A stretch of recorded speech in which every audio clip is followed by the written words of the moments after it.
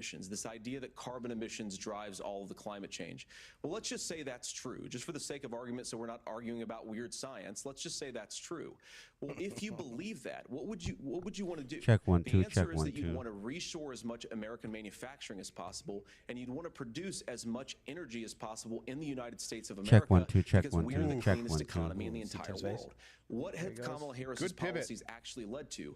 More energy production in China, more manufacturing overseas, more doing business in some of the dirtiest parts of the entire world. And when I say that, I mean the amount of carbon emissions they're doing per unit of economic output. He's trying to drag Walz to China because he knows that Walz is like this with China. The best thing to do is to he may be the best debater we've seen in the last 2 decades. And unfortunately, Kamala Harris has done exactly the opposite.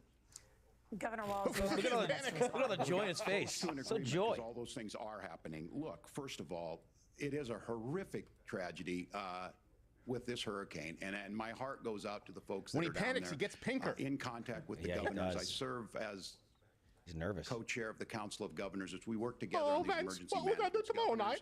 No partisanship. They work together to so all of the governors and the emergency responders are on the ground. Those happen on the front end. The federal government comes in, makes sure they're there to that we recover, but we're still in that phase where we need to make sure these people staying there, staying focused. Now look, coming on your watch, climate change issue. There's no doubt. I told you he's going to climate. He has to go to climate change. And stronger than anything. What did I tell you? Vance is going to go to leadership. He's going to go to climate change. Vance did it in a roundabout way that was even more clever than I thought. We are right now. And then this is all he has. These things would make more beachfront property to be able to invest in. Wrong. What we've seen out of the Harris administration now, the Biden-Harris administration, is we've seen this investment. We've seen massive investments, the biggest in global history that we've seen in the Inflation Reduction Act, has created jobs all across the country. 2,000 in Jeffersonville, Ohio, taking the EV technology that we invented and making it here. 200,000 jobs across the country. The largest solar manufacturing plant in North America sits in Minnesota. But my farmers know climate change is real. They've seen 500-year droughts, 500-year floods back to back. But what they're doing is adapting, and this has allowed them to tell me, American public, look, I harvest people corn, I harvest soybean, in Carolina right now, producing more natural gas and more guess how you know they don't care about you? We're also producing more clean. They're talking about electric vehicles. So when you're fighting for your life. For us is to continue to move forward that climate change is real. Reducing our impact is absolutely critical, but this is not a false choice. You can do that at the same time you're creating the jobs that we're seeing all across the country. That's exactly what this administration has done. We are seeing us becoming an energy superpower for the future, not just the current. And that's what absolutely makes sense. And then we start thinking about— That's not true. The direct, by the way, mission control, the direct push to EVs has emboldened China. They create more EVs. I believe they're number 2 in the world outside of Tesla, like number 2 through 7. People don't realize that here. Not to mention the mining for the batteries. Look, what the president has said is that if the Democrats, in particular Kamala Harris and her leadership, if they really believe that climate change is serious, what they would be doing is more manufacturing and more energy production in the United States of America, and that's not what they're doing. So clearly Kamala Harris herself doesn't believe her own rhetoric on this. If she did, she would actually agree with Donald Trump's energy policies. Now, something Governor Walz said I think is important to touch upon, because when we talk about clean energy, I think that's a slogan that often the Democrats will use here. And I'm talking, of course, about the Democratic leadership. And the real issue is that if you're spending hundreds of millions or even billions of dollars of American taxpayer money on solar panels that are made in China, number one, you're going to make the economy dirtier. We should be making more of those solar panels here in the United States of America. Some of them are, Tim, but a lot of them are being made overseas in China, especially the components that go into those solar panels. So if you really want to make the environment cleaner, you've got to invest in more energy production. We haven't built a nuclear facility, I think, one in the past 40 years. Natural gas, we got to invest more in it. Kamala Harris has done the opposite. That's raised energy prices and also meant that we're doing worse by the climate. Senator, your time is up. Governor, would you like to respond?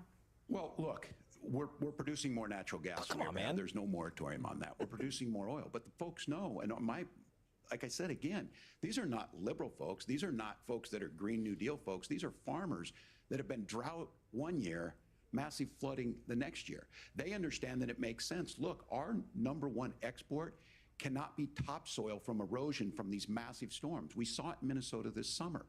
And that's a line he thinking about practiced. How do we respond to that? We're thinking ahead on this, and what Kamala Harris has been able to do. So to in those Minnesota, affected by the hurricane, we're starting to weather-proof don't some of worry. these things. There are The more electric infrastructure Chinese law that was passed vehicles allows us coming to think your about way. mitigation in the That'll future. fix the next How one. do we Yeah. make By the sure way, that we're BYD number one by a very long shot, more than How do we Tesla. make sure that we're protecting BYD number one, things Tesla that number we're two. seeing There you more go. and more of? But to call it a hoax and to take the oil company executives to Mar-a-Lago, say, give me money for my campaign, and I'll let you do whatever you want. We can be smarter about that, and an all-above energy policy is exactly what she's doing, creating those jobs right here. Governor, your time No, is she's up. not doing the that. overwhelming consensus among scientists is that the Earth's climate is warming at an unprecedented rate. We won't fact check. Thank you, Nora. Drink, gang up We're for the gonna turn moderators. now They to put in a immigration. last The word crisis at to the try and save US-Mexico Walz. Did you see border that? Consistently ranks as one of the top issue for American voters. Immigration. Senator Vance, your campaign is pledging to carry out the largest mass deportation plan in American history. Send them back. Send them all back. Could you be more specific about exactly how this will work? We take For them and example, remove them. would you deport parents who have entered the U.S. illegally? We round them up? Separate them from Watch, he's any going to of their include. Well, let's children start with the who were criminals who born are here on who've been US apprehended. soil? Let's deport them You have first. 2 He's going to do minutes. that. So Watch. first of all, Margaret, before we talk about deportations, we have to stop the bleeding. We have a historic immigration crisis because Kamala Harris started and said that she wanted to undo all of Donald Trump's border policies. 94 executive orders suspending deportations, decriminalizing illegal aliens, massively increasing the asylum fraud that exists in our system. That has opened the floodgates. And what it's meant is that a lot of fentanyl is coming into our country. I had a mother who struggled with opioid addiction and has gotten clean. I don't want people who are struggling with addiction to be deprived of their second chance because Kamala Harris let in fentanyl into our communities at record levels. So you've got to stop the bleeding. You've got to re-implement Donald Trump's border policies, build the wall, Remain in Mexico. re-implement deportations. And that gets me to your point, Margaret, about what do we actually do? So we've got 20, 25 million illegal aliens who are here in the country. What do we do with them? I think the first thing that we do is we start with the criminal migrants. About 1 million of those people have committed some form of crime in addition to crossing the kindred border spirits. illegally. You are. I think you start with It's like he's reading my deportations notes. on those folks. We did and then send I them think to you him. make it harder for illegal aliens to undercut the wages of American hard. workers. A lot of people will go home if they can't work for less than minimum wage in our own country. And by the way, that'll be really good for our workers who just want to earn a fair wage for doing a good day's work. And the final point, Margaret, is you ask about family separation. Right now in this country, Margaret, we have 320,000 children that the Department of Homeland Security has effectively lost. Some of them have been sex trafficked. Some of them hopefully are at homes with their families. Some of them have been used as drug trafficking mules. The real family separation policy in this country is unfortunately Kamala Harris's wide open southern border. And I'd ask my fellow Americans to remember when she came into office, she said she was going to do this. Real leadership would be saying, you know what, I screwed up. We're going to go back to Donald Trump's border policies. I wish that she would do that. It would Mission be good Control, for give me the all of border us. crossings, month to month. Governor, Trump do you versus care to Harris. I don't have the respond to exact any of ones ready. Specific allegations, including that the vice president is, quote, letting in fentanyl and using kids as drug Moderators ganging mules, up on among Vance. other Drink. things. Yeah. That's a finish your Children. drink. The drug mule is not true, but I Finish. will say about this, about the fentanyl, because this is a crisis of this. Did you say the opioid drug mule is not crisis. true? And the good news on this is the last Yeah. 12 months saw the largest Holy decrease shit, in tell it to a opioid Border deaths Patrol in our agent. nation's history. 30% decrease in Ohio, but there's still more work to do. But let's go back to this on immigration. Kamala Harris was the Attorney General of the largest state and a border state in California. She's the only person in this race who prosecuted transnational gangs for human trafficking and drug interventions. But look, we all want to solve But this. what are the results? You're Most just saying, of it's us like, want she to was a solve lawyer. this. She did prosecution. And I that mean, is she the killed United all good of talking them. point. That's the Border Patrol agents. That's the Chamber of Commerce. That's most Americans out here. That's why we had the fairest and the toughest bill on Wrong. immigration. No, you did that this this wrong. nation's seen. It was $20 billion for crafted by a immigration, conservative $70 billion for senator Ukraine. From Oklahoma, Nothing for a wall. James Lankford. I know him. He's super conservative, but he's a man of principle, wants to get it done. Democrats and Republicans worked on this piece of legislation. The Border Patrol said this is what we need in give it here. back to These are the me. No, they experts. didn't. And the Chamber of Commerce and the Wall Street Journal said, pass this thing. Kamala Harris helped get there. 1,500 new border agents. Detection for drugs. You just said drug mules weren't a thing. Speed up 5,000 people a day, The adjudications normalized. on this, 5,000 just what people a day. America wants. But as soon as I was getting 11 ready to million pass just to the next southern border. Congress, Last time I checked, it's Donald 12. Trump said no. Just under the Harris-Biden administration, if you actually include all illegal immigration, it's close to 20 million. What would Donald Trump talk about if we actually did some of these things? And they need to be just done. undo your undoing through executive orders. Just do this through the executive branch. So look, we have the options to do this. Donald Trump had 4 years. He had 4 years to do this, and he Do we have the promised comparison you, of Trump America, versus how easy it would be. Trump had 3 million total, 18 million Kamala Harris. There you go. Less than 2% of that wall got built, and Mexico didn't pay a dime. But here we are Why? again, 9 But you years said after a he wall came down was that racist. escalator, dehumanizing people and telling him what he was going to do. As far as the deportation plan, at one point, do you guys notice Senator Walz Vance still has said it talking was so points from unworkable to be 2016. laughable. He doesn't So real. No, I mean that's this. where we're at. He doesn't realize that Pass the the American bill. people She'll sign it. believe that we need to close our Governor, your borders and time is deport. up. That's an Senator, overwhelmingly the popular question opinion. was, will you separate parents from their children, even if Whoa, their whoa, whoa, kids whoa, are whoa. U.S. citizens? He You doesn't have get to 1 minute. respond? You want to hit him back with a My parent point is that thing? we already have massive child separations thanks to Kamala Harris's open border. And I didn't accuse Kamala Harris of inviting drug mules. I said that she enabled the Mexican drug cartels to operate freely in this country, and we know that they use children as drug mules. And it is a disgrace. He doesn't know he's in split and it screen. has to stop. He's like, Look, I think what "That's Tim true." said just doesn't pass. Did he the just smell nod in test. agreement? For He did. 3 years, He did a mouth Kamala thing, Harris too. went out Guys, clip that bragging so we have it ready to that she was pull. going to undo Give it. Donald Trump's border policy. She did exactly that. We had a record number of illegal crossings. We had a record number of fentanyl coming into our country. And now that she's running for president, or a few months before, she says that somehow she got religion. Guys, the and media is cared a going to lot get about a really piece of aggressive and dirty because legislation. Vance is The doing only thing that unbelievably she well. did And you've when seen she me was say when Donald Trump president, didn't when beat she Biden in that became second the debate, you've seen me say with the appointed Kamala Harris border debate czar, didn't go so well. was to undo This is a 94 walk-off Donald Trump thus far. executive actions that opened the border. This problem is leading to massive problems in the United States of America. Parents who They can't messed up by afford re-asking him, by healthcare, the way. schools that are overwhelmed. It's got to stop, and it will when Donald He's Trump too is fluid. president. He's too good on his your feet. time is up, Governor. They did try to what gang up on about him. Our CBS News Is Walz polling, crying? which does show Maybe. that a majority We'll see. of Americans, more than 50%, support mass deportations. What did I Look, tell you? we fix this issue He's with pissed. a bill that is necessary, but the issue on this is what happens when you don't want to solve it. You demonize it. And we saw this. And Like a Senator wall? Vance, and it surprises me on this, talking about and saying, I will create stories to bring attention to this. That vilified a large number Yeah, it of was already July solved when to go to Donald Haiti Trump was in the president. community of And then Springfield. accuse Vance of The bringing up Republican stories. governor said, When Biden "It's came not in, he true. blew it all Don't out. do it." There's consequences for this. There's consequences. We could No, come the together Ohio as governor a said that line for every good. single bomb threat, I believe it was We could come together 33, and solve this. all 33 were But we let hoaxes Donald from Trump foreign continue entities. to make it an issue. Every single And one. Let's bring up the fact check on that. consequences in Springfield were the governor had to send state law enforcement to escort kindergartners to school. I believe Senator Vance wants to solve this, but by standing with Donald Trump and not working together to find a solution, it becomes a talking point. 3 million And when to it 18 becomes million, a dummy. talking point like this, 3 we million crossing to dehumanize 18 and million, dummy. villainize Answer. other human beings. Tim, Governor, No, your answer, time is up. answer. Senator, I'll give you 1 minute, but let me just ask you Fact the check, please. question first. No. The governor has made the point, and I think as a sitting lawmaker, you know that Congress controls the purse strings and any funding. So you have said repeatedly She's that reiterating a Donald Tim Trump Walz would, point. Finish your through drink, I need a executive refill. action, Me too. Refills. solve this. Do you disagree that Congress controls the purse strings and would need to support many of the changes that you would actually want 93 to executive implement? actions. You have 1 minute. Look, Margaret, first of all, the gross majority of what we need to do at the southern border is just empowering law enforcement to do their job. I've been to the southern border more than our borders are. Kamala Harris has been, and it's actually heartbreaking because the Border Patrol agents, they just want to be empowered to do their job. Of course, additional resources would help, but most of this is about the president and the vice president empowering our law enforcement to say, if you try to come across the border illegally, you've got to stay in Mexico, you've got to go back through proper channels.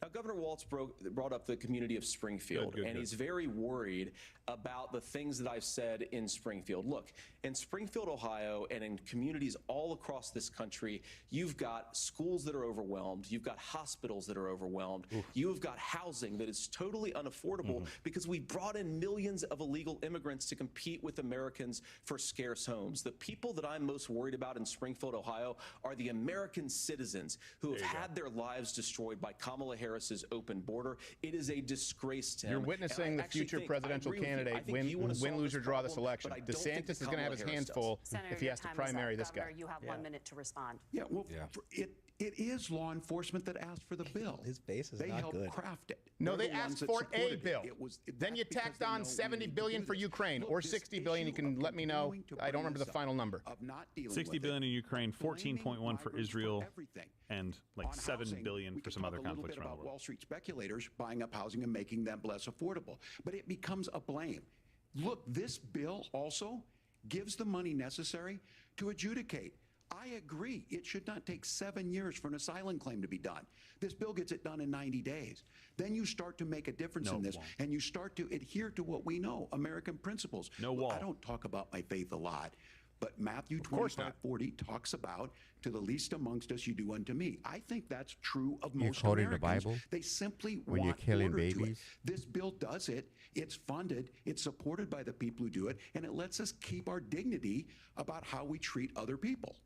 It was a Thank you, horrific bill. Governor. We And broke just it down. to clarify Go check the for video our out. viewers, Springfield, Ohio does have a large number of Haitian migrants who have legal status, temporary protected Hold on. status. That's Thank you.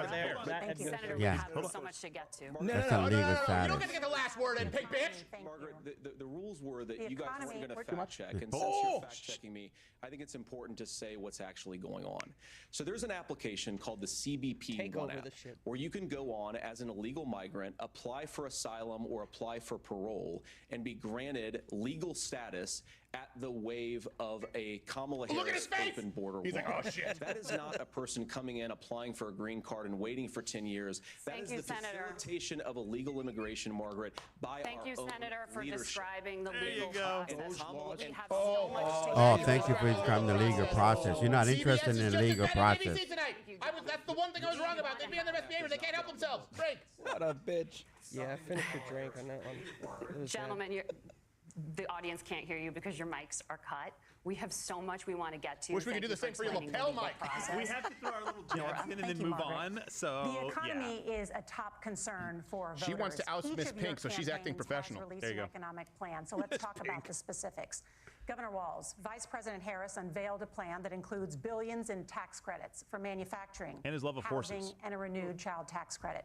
The Wharton School says your proposals will increase the nation's deficit by $1.2 trillion. By the way, that's the school How Kamala would you Harris pay for referenced that as though they without supported her. ballooning Yes. the deficit? Governor, I'll give you 2 minutes. well, Yeah, thank you. shoot. And Fair Kamala question. Harris and I do believe in the middle class because that's where we come from. We both grew up in that. We understand. So those of you out there Maverick. listening tonight, Exactly you're that. hearing a lot of stuff back and forth, and it's good. It's healthy. That's what this is supposed to happen. You should be listening. How's this going to impact me? The bold forward plan that Kamala Harris put out there is talking about this housing issue. The one thing is there's 3 million new houses proposed under this plan with down payment assistance you like on the front Section end 8. to get you in a house. A house is much more than just an asset to be traded Here's the good somewhere. neighborhoods. It's foundational to where you're at. And then making sure that the things you buy every day, It's where whether you they are, be grammar prescription Nazi. drugs or other things, that there's fairness in that. Look, the $35 insulin is a good thing, but it costs $5 to make insulin. They were charging $800 before this law went into effect. As Bring up far the as fact check, housing Donald goes, Trump, the That insulin was cap. under Donald Trump. 12% Donald more Trump was the housing one who in started it. They Minneapolis claimed went credit down for it. on They rent expanded it. so That was it. It's working. And then making sure tax cuts go to the middle class. $6,000 child tax credit, we have one in Minnesota, reduces childhood poverty by 1/3. We save money in the long run, and we do the right thing for families. And then getting businesses off the ground. The law as it stands right now is $5,000 tax credit for small business, increasing that to $50,000. 1,500 businesses closed down, never returned because of his policy during COVID. Made a 10,500 promise, and I'll actually. give you this. 10,500. And I'm sorry. government Fact check doesn't me. Good for you. start a Said the business. original Good for you. tax cut. He gave the tax cuts that predominantly went to the top class. What happened there was an $8 trillion increase in the national debt, the largest ever. Now he's Yeah, proposing the a top businesses that 20% get tax consumption cuts, or sales tax they were on able everything to we bring in. invest Everyone in agrees, their including company businesses, so it that would they be could destabilizing then, it. It in would return, increase grow their inflation business and and potentially hire lead to new a people. recession. Look, So that this is does grow the simple for you. economy. Where are we going? Kamala Harris has said to do the things she wants to do.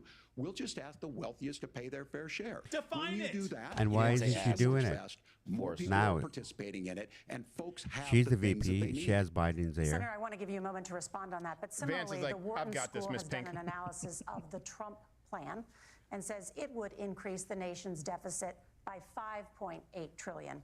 My question is the same for you. How do you pay for all that without ballooning the deficit? I'll give you 2 minutes. Well, first of all, you're going to hear a lot from Tim Walz this evening, and you just heard it in the answer, a lot of what Kamala Harris proposes to do. And some of it, I'll be honest with you, it even sounds pretty good. Here's what you won't hear, is that Kamala Harris has already done it. Because she's been the vice president for 3.5 years. She had the opportunity to enact all of these great policies. And what she's actually done instead is drive the cost of food higher by 25%, drive the cost of housing higher by about 60%, open the American southern border and make middle-class life unaffordable for a large number of Americans. If Kamala Harris has such great plans for how to address middle-class problems, then she ought to do them now. Not when asking for a promotion, but in the job the American people gave her 3.5 years ago. And the fact that she isn't tells you a lot about how much you can trust her actual plans. Now, Donald Trump's economic plan is not just a plan, but it's also a record.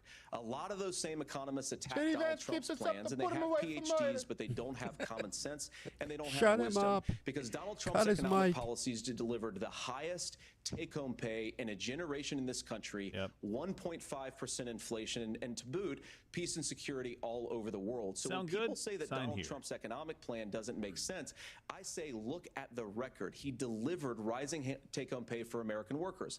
Now, Tim admirably admits that they want to undo the Trump tax cuts. But if you look at what was so different about Donald Trump's tax cuts, even from previous Republican tax cut plans, is that a lot of those resources went to giving more take-home pay to middle-class and working-class Americans. It was passed in 2017, and you saw an American economic boom unlike we've seen in a generation in this country. That is a record that I'm proud to run on, and we're going to get back to that common sense wisdom so that you can afford to live the American dream again. I know a lot of you are struggling. I know a lot of you are worried about paying the bills. It's going to stop when Donald Trump brings back common sense to this country. Governor, do you want to respond to that? What has Kamala Harris's plan decreases economic activity 800 billion. Trump's increases at 1.7 trillion. Failure on COVID that led to the collapse of our economy. We were already before COVID in a manufacturing recession, but 10 million. No, you won't. No, you won't. Largest percentage since the Great Depression.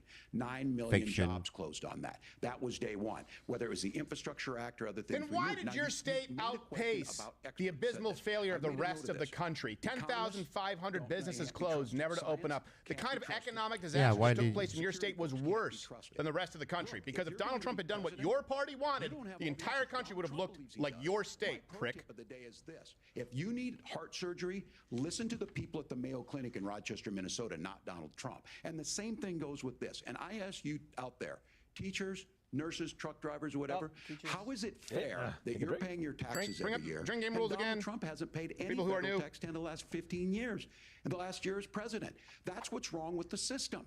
There's a way around it, and he's bragged about that. We're just asking for fairness in it, and that's all you want. You have a minute.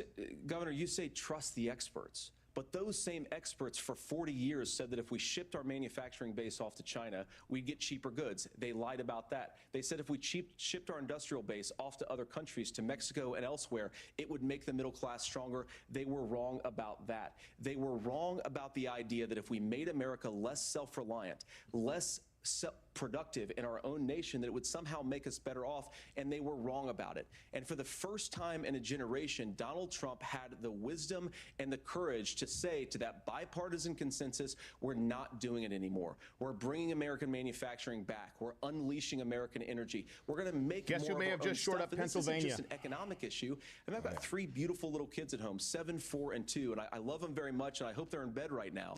But look, so many of the drugs, the pharmaceuticals that we put in the bodies of our children are manufactured by nations that hate us. This has to stop, and we're not going to stop it by listening to experts. We're going to stop it by listening to common sense wisdom, which is what Donald Trump governed on. Senator, your time is up. Governor Walz, can you address that? I mean, voters say they trust Donald Trump. Walz looks really twitchy and very pink.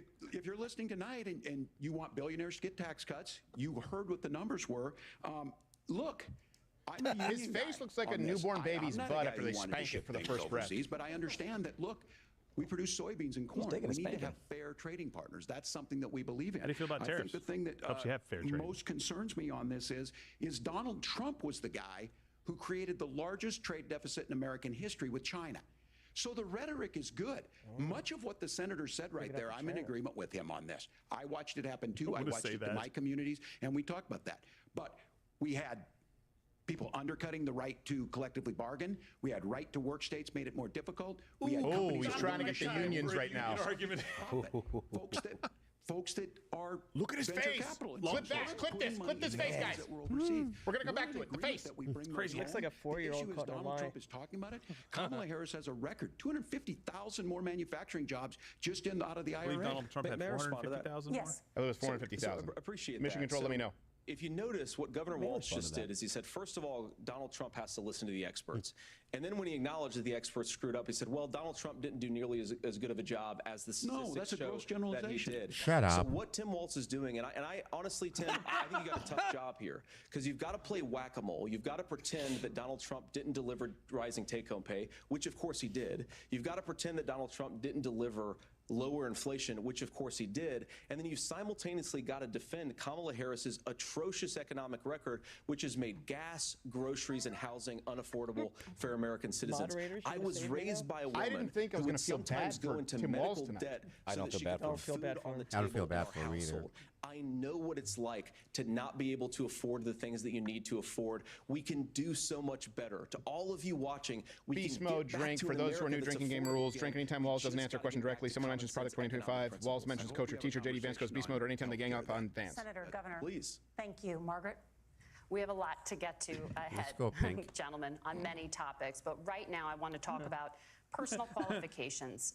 The vice president is often the last voice the president hears before making consequential decisions. Or in the case of Biden, the We wanna last ask voice he you hears about before your pillows over his leadership face. qualities. Governor Walz, you said you were in Hong love that you Kong were there during for the that. deadly Tiananmen Square here we protests in the spring of Okay, hold on a second. To be 1989. fair, he was in Nebraska, Minnesota but he Public was Radio in and other Tiananmen media Square, outlets are reporting Nebraska. that you actually didn't travel Yes. to Asia until That's August him. of that year. They just Can said you it. explain that discrepancy? Your 2 minutes. Well, and to the folks out there who didn't get at the top of this, look, It's his grammar. I grew up in small rural Nebraska, town of 400. My grammar's town bad. You rode your bike with Thought your I was buddies in till the China. streetlights come on, and I'm proud of that service. I joined the National Guard at 17, worked on family farms. Question and then again. I You lied about used the Tiananmen GI Square. Bill to become a teacher, passionate about it, a young teacher. My first year out, I got the opportunity in the summer of '89 to travel to China. 35 And you did it years 33 ago, more be able times, to do including that. your honeymoon. I came back home and then started a program to take young people there. We would take basketball teams, we would take baseball teams, we would take dancers. You wouldn't and tell we the would go parents back and cover. forth to China. What? The issue Sell for them. that was to try and learn. Now look, my community knows who Learn I the am. communist They saw system. where I was at. They Where I look, was. I will be the first to tell you, I have poured my heart into my community. I've tried to do the best I course you're the can, first to but tell I've you. not been perfect. And I'm a knucklehead at times, but it's True. always been about that. Those same people elected me to Congress for 12 years. And they're idiots. And in And Congress, they're dumb. I was one of the most bipartisan people, working on things like farm bills that we got done. If working on 400 people veterans say something benefits. stupid, and then the people it's of stupid. Minnesota were able to elect me to governor twice. So look, Governor Walz, my were you in commitment Tiananmen has Square or were been you in from the Nebraska? beginning I was in to Nebraska. make sure that That's- I'm yeah. there for the people. Sorry, to make sure that I get I lied this about right. that. I will Answer say the question, more right? than anything. Many times I will talk a lot. I will get caught Yeah, up in shut the up. rhetoric. You're not saying but anything. Being there, the impact it made, the difference it made in my life, I learned a lot about China. I hear the critiques of this. I would make the case that Donald Trump should have come on one of those trips with us. I guarantee you he wouldn't be praising Xi business Jinping internationally, you about moron. COVID. And I guarantee You he wouldn't printed start a Mao's trade war little that he red ends up book and losing. gave it out as So a this gift, is about dummy. trying to And you weren't in understand Tiananmen the Square. world. It's about trying big to deal. do the best you can for your community, and then it's putting yourself out there and letting your folks understand what it is. My commitment, whether it be through teaching, which Blah, I was blah, good blah, at, blah, or whether it blah, was blah, being blah, a blah, good blah, senator, blah, there you blah, go. drink, blah, and blah, teach, blah, drink. Drinking game blah, rules. Bring it up. blah, Put up a blah, look at his blah, pink blah, feet, his face. blah. He did not answer. Governor, just to follow up on that, the question was, Everyone hold. can you explain the No, just discrepancy? all I said on this was I got there that summer and misspoke on this. So I Again? will just, that's what I've said. Summer and a So I was huge in- political event is A little different. a little Hong different. Kong and China during the democracy protests went in. And from I that, went to New York learned a City lot of in November what of needed to be 2001. in governance. I never made the mistake of saying Thank you, I was there Governor. for 9/11. Senator Vance, in 2016, you called your running mate Donald Trump unfit for the a real bad nation's answer. highest office, and you said he could be America's Hitler. I know you've been asked many Hitler, times, and different you've man. said you regret those comments. and explained you then voted for Donald Trump in 2020. But the Washington Post reported new messages last week in which you also disparaged Trump's economic record while he was president, writing to someone in 2020, quote, "Trump thoroughly failed to deliver his economic populism." You're now his running mate, and you've shifted many of your policy stances to align with his. If you become vice president, why should Americans trust that you will give Donald Trump the advice he needs to hear and not just the advice he wants to hear? You have Thank 2 you. minutes. And you're not the dumb Well, horse first of that all, people Mark, say you because are. I've always been open. And sometimes, of course, I've disagreed with the president, but I've also been extremely open about the fact that I was wrong about Donald Trump. I was wrong, first of all, because I believed some of the media stories that turned out to be dishonest fabrications of his record. But most importantly, Donald Trump delivered for the American people. Rising wages, rising take-home pay, an economy that worked for normal Americans, a secure southern border, a lot of things, frankly, that I didn't think he'd be able to deliver on. And when you screw up, when you misspeak, when you get something wrong and you change your mind, you ought to be honest with the American people about it. It's one of the reasons, Margaret, why I've done so many interviews is because I think it's important to actually explain to the American people where I come down on the issues and what changed. Now, you pointed out the messages from 2020. Margaret, I've been extremely consistent that I think there were a lot of things that we could have done better in the Trump administration the first round if Congress was doing its job. I strongly believe, and I've been a United States Senator, that Congress is not just a high-class debating society. It's not just a forum for senators and congressmen to whine about problems. It's a forum to govern. So there were a lot of things on the border, on tariffs, for example, where I think that we could have done so much more if the Republican Congress and the Democrats in Congress had been a little bit better about how they govern the country. They were so obsessed with impeaching Donald Trump, they couldn't actually govern. And I want to talk about this tariff issue in particular, Margaret, because Tim just accused this of being a national sales tax. Look, the one thing, and you're probably surprised to hear me praising Joe Biden, but the one thing that Joe Biden did is he continued some of the Trump tariffs that protected American manufacturing jobs. And it's the one issue, Trump created most pro-worker part of the 414,000 Biden administration, jobs. it's the one issue where Kamala Harris has run away from Joe Biden's record. Think about this. If you're trying to employ slave laborers in China at $3 a day, you're going to do that and undercut the wages of American workers unless our country stands up for itself and says, you're not accessing our markets unless you're paying middle-class Americans a fair wage. Every time another piece of evidence comes in. You ate that guy? Nora? Thank you. Now to the issue of Walz's reproductive head is moving rights. like I do with a sock puppet when I do a show for my kids. Like, you signed a bill into law. 414,000 jobs for Trump for manufacturing, only 173,000 by Harris. 592 were returning from COVID. In the last debate, there you go. That you believe abortion, quote, in the 9th month is absolutely fine. Yes or no? Is that what you support? I'll give you 2 minutes. That's not what the bill says. they gave him an out by asking support. This issue is what's on everyone's mind. He needs to pin him down Donald on the mat and Trump not put let this all him in draw a line. motion. He Where is it? brags about how great it was that he put the judges in and overturned Roe versus Wade. 52 years of personal autonomy. Question was 9 months. And then That's he your tells state. us, oh, we send it to the states. It's a beautiful thing. It is. Amanda Zaworski would disagree with you on it's a beautiful thing. A young bride in Texas waiting for their child at 18 weeks. She has a complication, a tear in the membrane. She needs to go in. The medical care at that point needs to be decided by the doctor. And that would have been an abortion. But in Texas, that would have put them in legal jeopardy. She No, it went wouldn't. home, got sepsis, nearly dies, and now she may have difficulty having children. Or in Kentucky, Hadley Duvall, a 12-year-old child raped and impregnated by her stepfather. Those Less are than horrific. 1% of all Now, abortions when are got medically asked about necessary that, or due to rape or Senator Vance incest. said Less than two wrongs don't make a 0.5%. right. New There study, is just a no new right poll confirmed it again. in this. The question So in is about Minnesota, the rest of what them. we did was restore All of them. Roe versus Wade. We made sure that we put women in charge of their health care. But look, They still are. this is not where, if you don't know Amanda or a Hadley, you soon will. Their Project 2025. Oh, No, I drink Project 2025. Yeah. It's going to make it more difficult, if not impossible, to get contraception and limit access, if not eliminate access to infertility. Here's how I know that's treatment. horseshit. For so Hobby many Lobby of the provided listening 16 out of meetings, 21 forms of birth fertility control treatment because they're a will more allow a Christian child. company, That's and you nobody still claimed it a else's travesty of business. human rights. But those things are being He also said proposed. IVF And without the saying it. catch-all on this is, well, the states will decide what's right for Texas might not be right for Washington. He's gonna say That's slavery. not how this works. That's This is exactly basic how human this rights. works. Exactly we how it have works. seen maternal mortality skyrocket in Texas outpacing many other countries in the world. This is about false. healthcare. In Minnesota, we are ranked first in Abortion healthcare is not for a health reason. care. We trust women. We trust doctors. Senator, do you want to respond to the governor's claim? Will you create a federal pregnancy monitoring agency? No. No, Nora, certainly we won't. And I want to talk about this issue. Gives an I know answer a lot of and then Americans care about it. I substantiates know it. a lot of Americans don't agree with everything that I've ever said on this topic. And, you know, I grew up in a working class family in a neighborhood where I knew a lot of young women who had unplanned pregnancies and decided to terminate those pregnancies because they feel like they didn't have any other options. And, you know, one of them is actually very dear to me. And I know she's watching tonight, and I love you. And she told me something a couple years ago that she felt like if she hadn't had that abortion, that it would have destroyed her life because she was in an abusive relationship. And I think that what I take from that as a Republican who proudly wants to protect innocent life in this country, who proudly wants to protect the vulnerable, is that my party, we've got to do so much better of a job at earning the American people's trust back on this issue where they frankly just don't trust us. And I think that's one of the things that Donald Trump and I are endeavoring to do.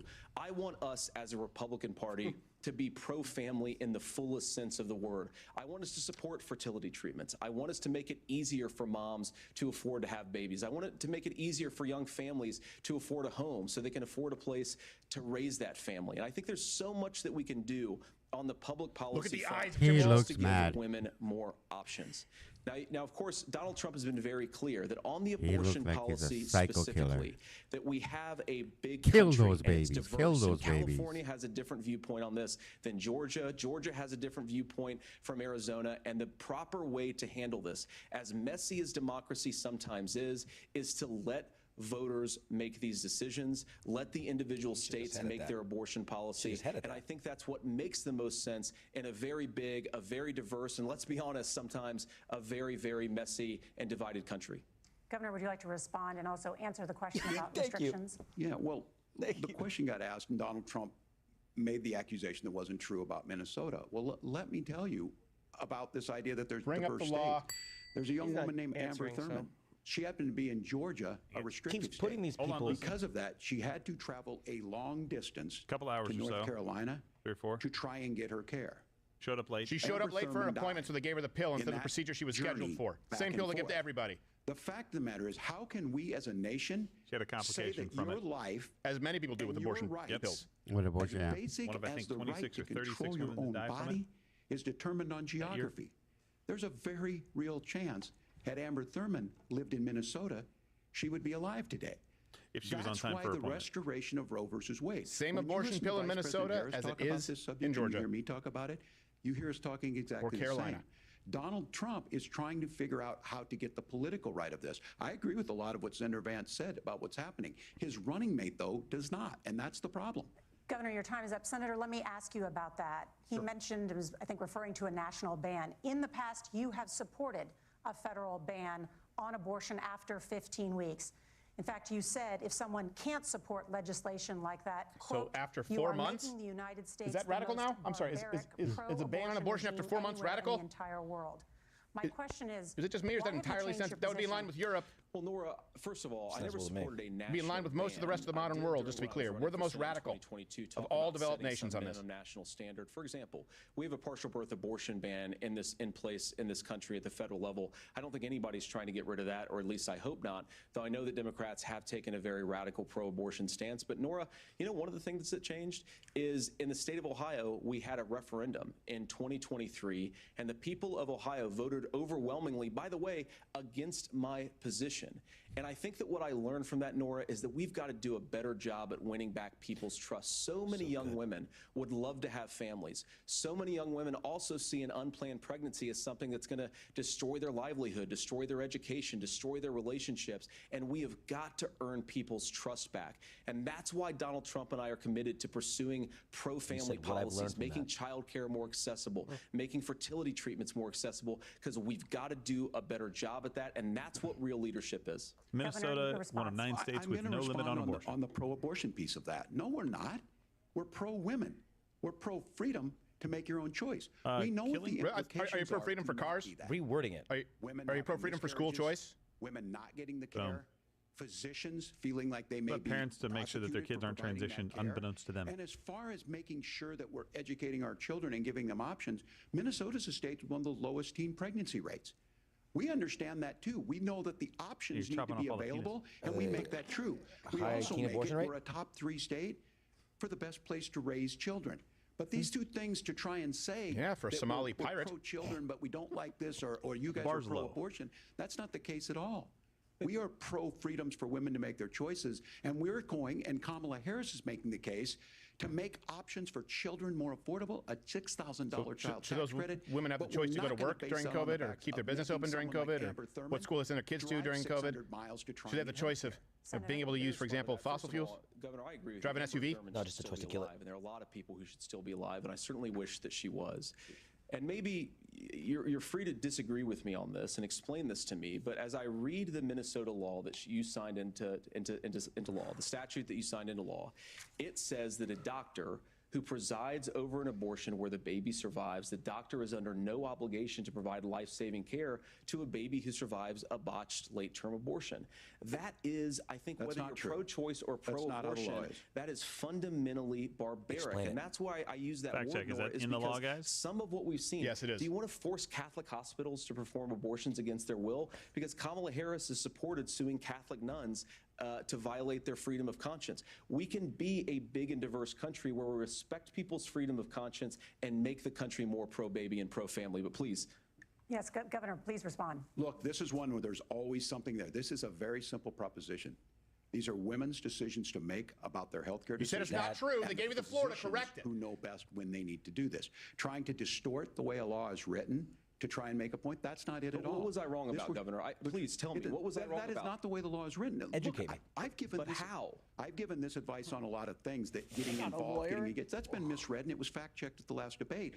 But the point on this is there's a continuation. Oh, that was one of the false fact checks, by the way, where they said no abortions are being performed late term in this country. By the way, it's 10 to 15,000 a year, every single year. And yes, the law does read like that law did in Illinois that Barack Obama voted against amending with the Infant Born Alive Act, or Infants Born Alive Act. I don't want to miss the plural and be fact-checked, that doctors were required to give the same kind of medical care to babies who survived abortions as babies who were willingly delivered.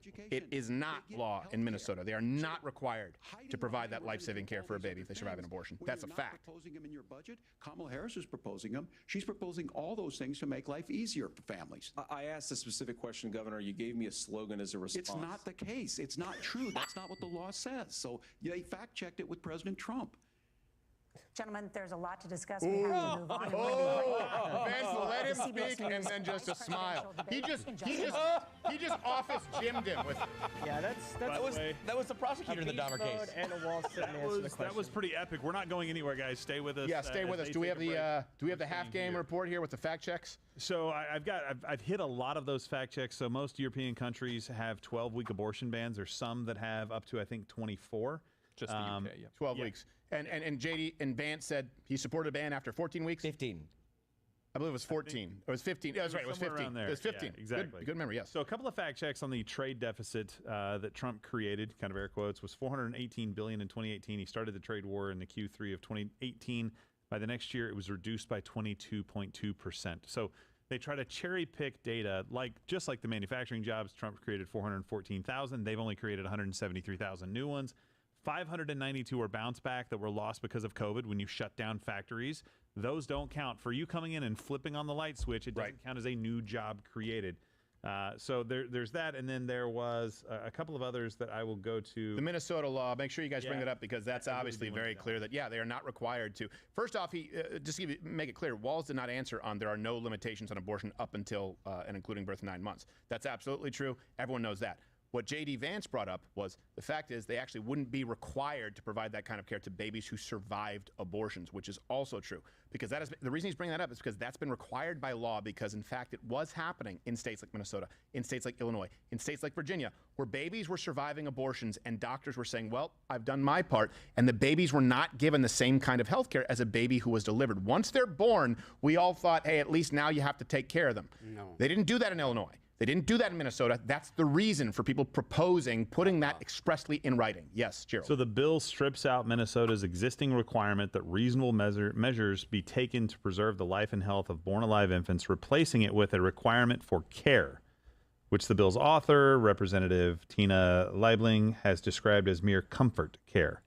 So the bill's author says instead of a requirement, this is crazy, so a pillow and a sheet, to preserve the life and health of a born-alive child who survives an abortion, instead we replace it with comfort care. The bill's author...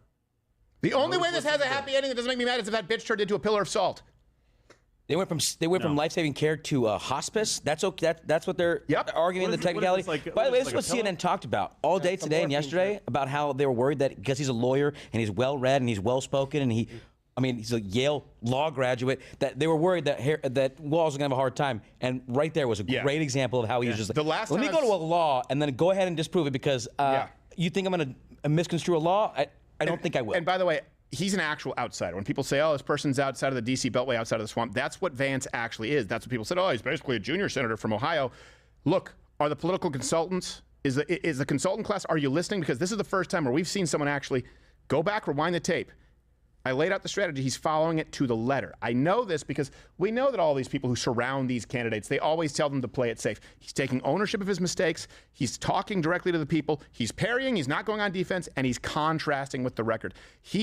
Now, it's not easy to do because consultants and advisors have to have the raw material to work with. J.D. Vance is quick on his feet. Do you notice that he always answers exactly what is given to him? It's like Bruce Lee said, be water, my friend. You become the glass, right? Even though Bruce Lee couldn't fight at all. Yeah. But the point is, he's answering. He's answering, and he's using this. He really is jujitsuing it back on Tim Walz. He's able. Yeah. No bait taken. No bait taken. He's been very, very congenial about it. But let's bring up the drinking game rules again really quickly for people who are tuning in right now. Anytime Walz does not directly answer a question, you drink. Anytime someone mentions Project 2025, drink. Anytime Walz mentions coach or teacher, drink. Anytime J.D. Vance goes beast mode, drink. That's been a lot tonight. Finish your drink. Anytime the moderators gang up on Vance. And we've also added anytime Walz uses the word fundamentally. Yes, which is a good fundamentally disagree with that decision. But I want to say, you said he's been quick to the answer every time. He was like that on every answer except for the first one, which I think that you misunderstood what I said, but he was doing a Kamala thing. I think he was doing it. Yeah. Like on purpose, like a troll. Yeah, he was cutting him off on the knees because Walz was planning on going, he goes to Yale. He's a smarty guy. I'm next to Mrs. Pink, who will be out of a job. We want to turn now to America's gun violence epidemic. That's a scoliosis pose, by the way. Oh, my God. I have it, I know. Children and teens in America is by firearms. Okay. No, not true. They said children and teens. Legislation that Democrats that's not what the administration says. You oppose red flag gun laws accidents, and legislation to ban certain semi-automatic rifles. Whoa, a loaded question. AR-15s. By the way, not even close to car accidents, accidents in the home. If you take out 15 to 19-year-old gangbangers, gun violence doesn't even crack the top 10 of the list. I hope J.D. Vance answers it. To 10 years in prison. Do you think holding parents responsible could curb mass shootings? I'll give you 2 minutes. Yeah, well, Nora, on that particular case, I don't know the full details, but I certainly trust local law enforcement and local authorities to make those decisions. I think in some cases the answer is going to be yes, and in some cases the answer is going to be no.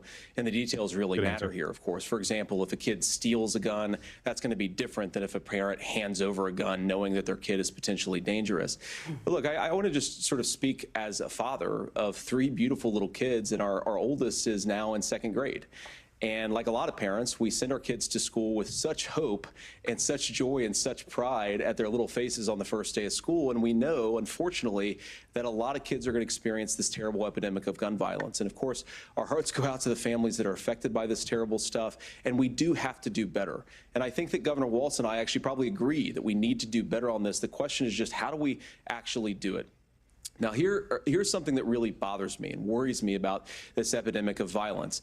The gross majority, close to 90% in some of the statistics I've seen, of the gun violence in this country is committed with illegally obtained firearms. And while we're on that topic, we know that thanks to Kamala Harris's open border, we've seen a massive influx in the number of illegal guns run by the Mexican drug cartels. So that number, the amount of illegal guns in our country is higher today than it was 3.5 years ago. Like a brilliant boxer. What do we do about He moves so that Walz is going to have to move his body, so he opens up a shop. He just moved it to border. Because I don't want my kids Really to go good. to school in a school that feels unsafe or where there are visible signs of security. But I unfortunately think that we have to increase security in our schools. We have to make the doors lock better. We have to make the doors stronger. We've got to make the windows stronger. And of course, we've got to increase school resource officers, because the idea that we can magically wave a wand and take guns out of the hands of bad guys, it just doesn't fit with recent experience. So we've got to make our schools safer. And I think we've got to have some common sense bipartisan solutions for how to do that. Governor, you have 2 minutes.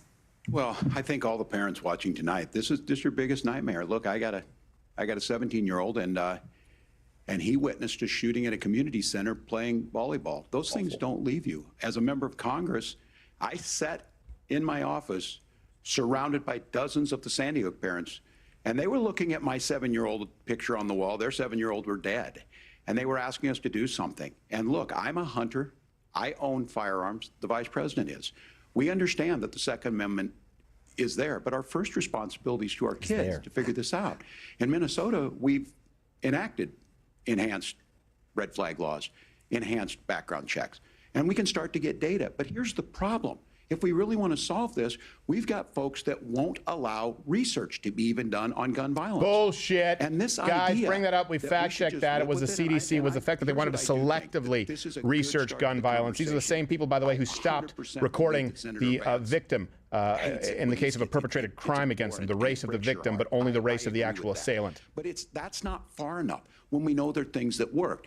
They wanted to discount the 500,000 to 3 million defensive uses of firearms each year. They don't have this happen, even though they have a high gun ownership rate in the country.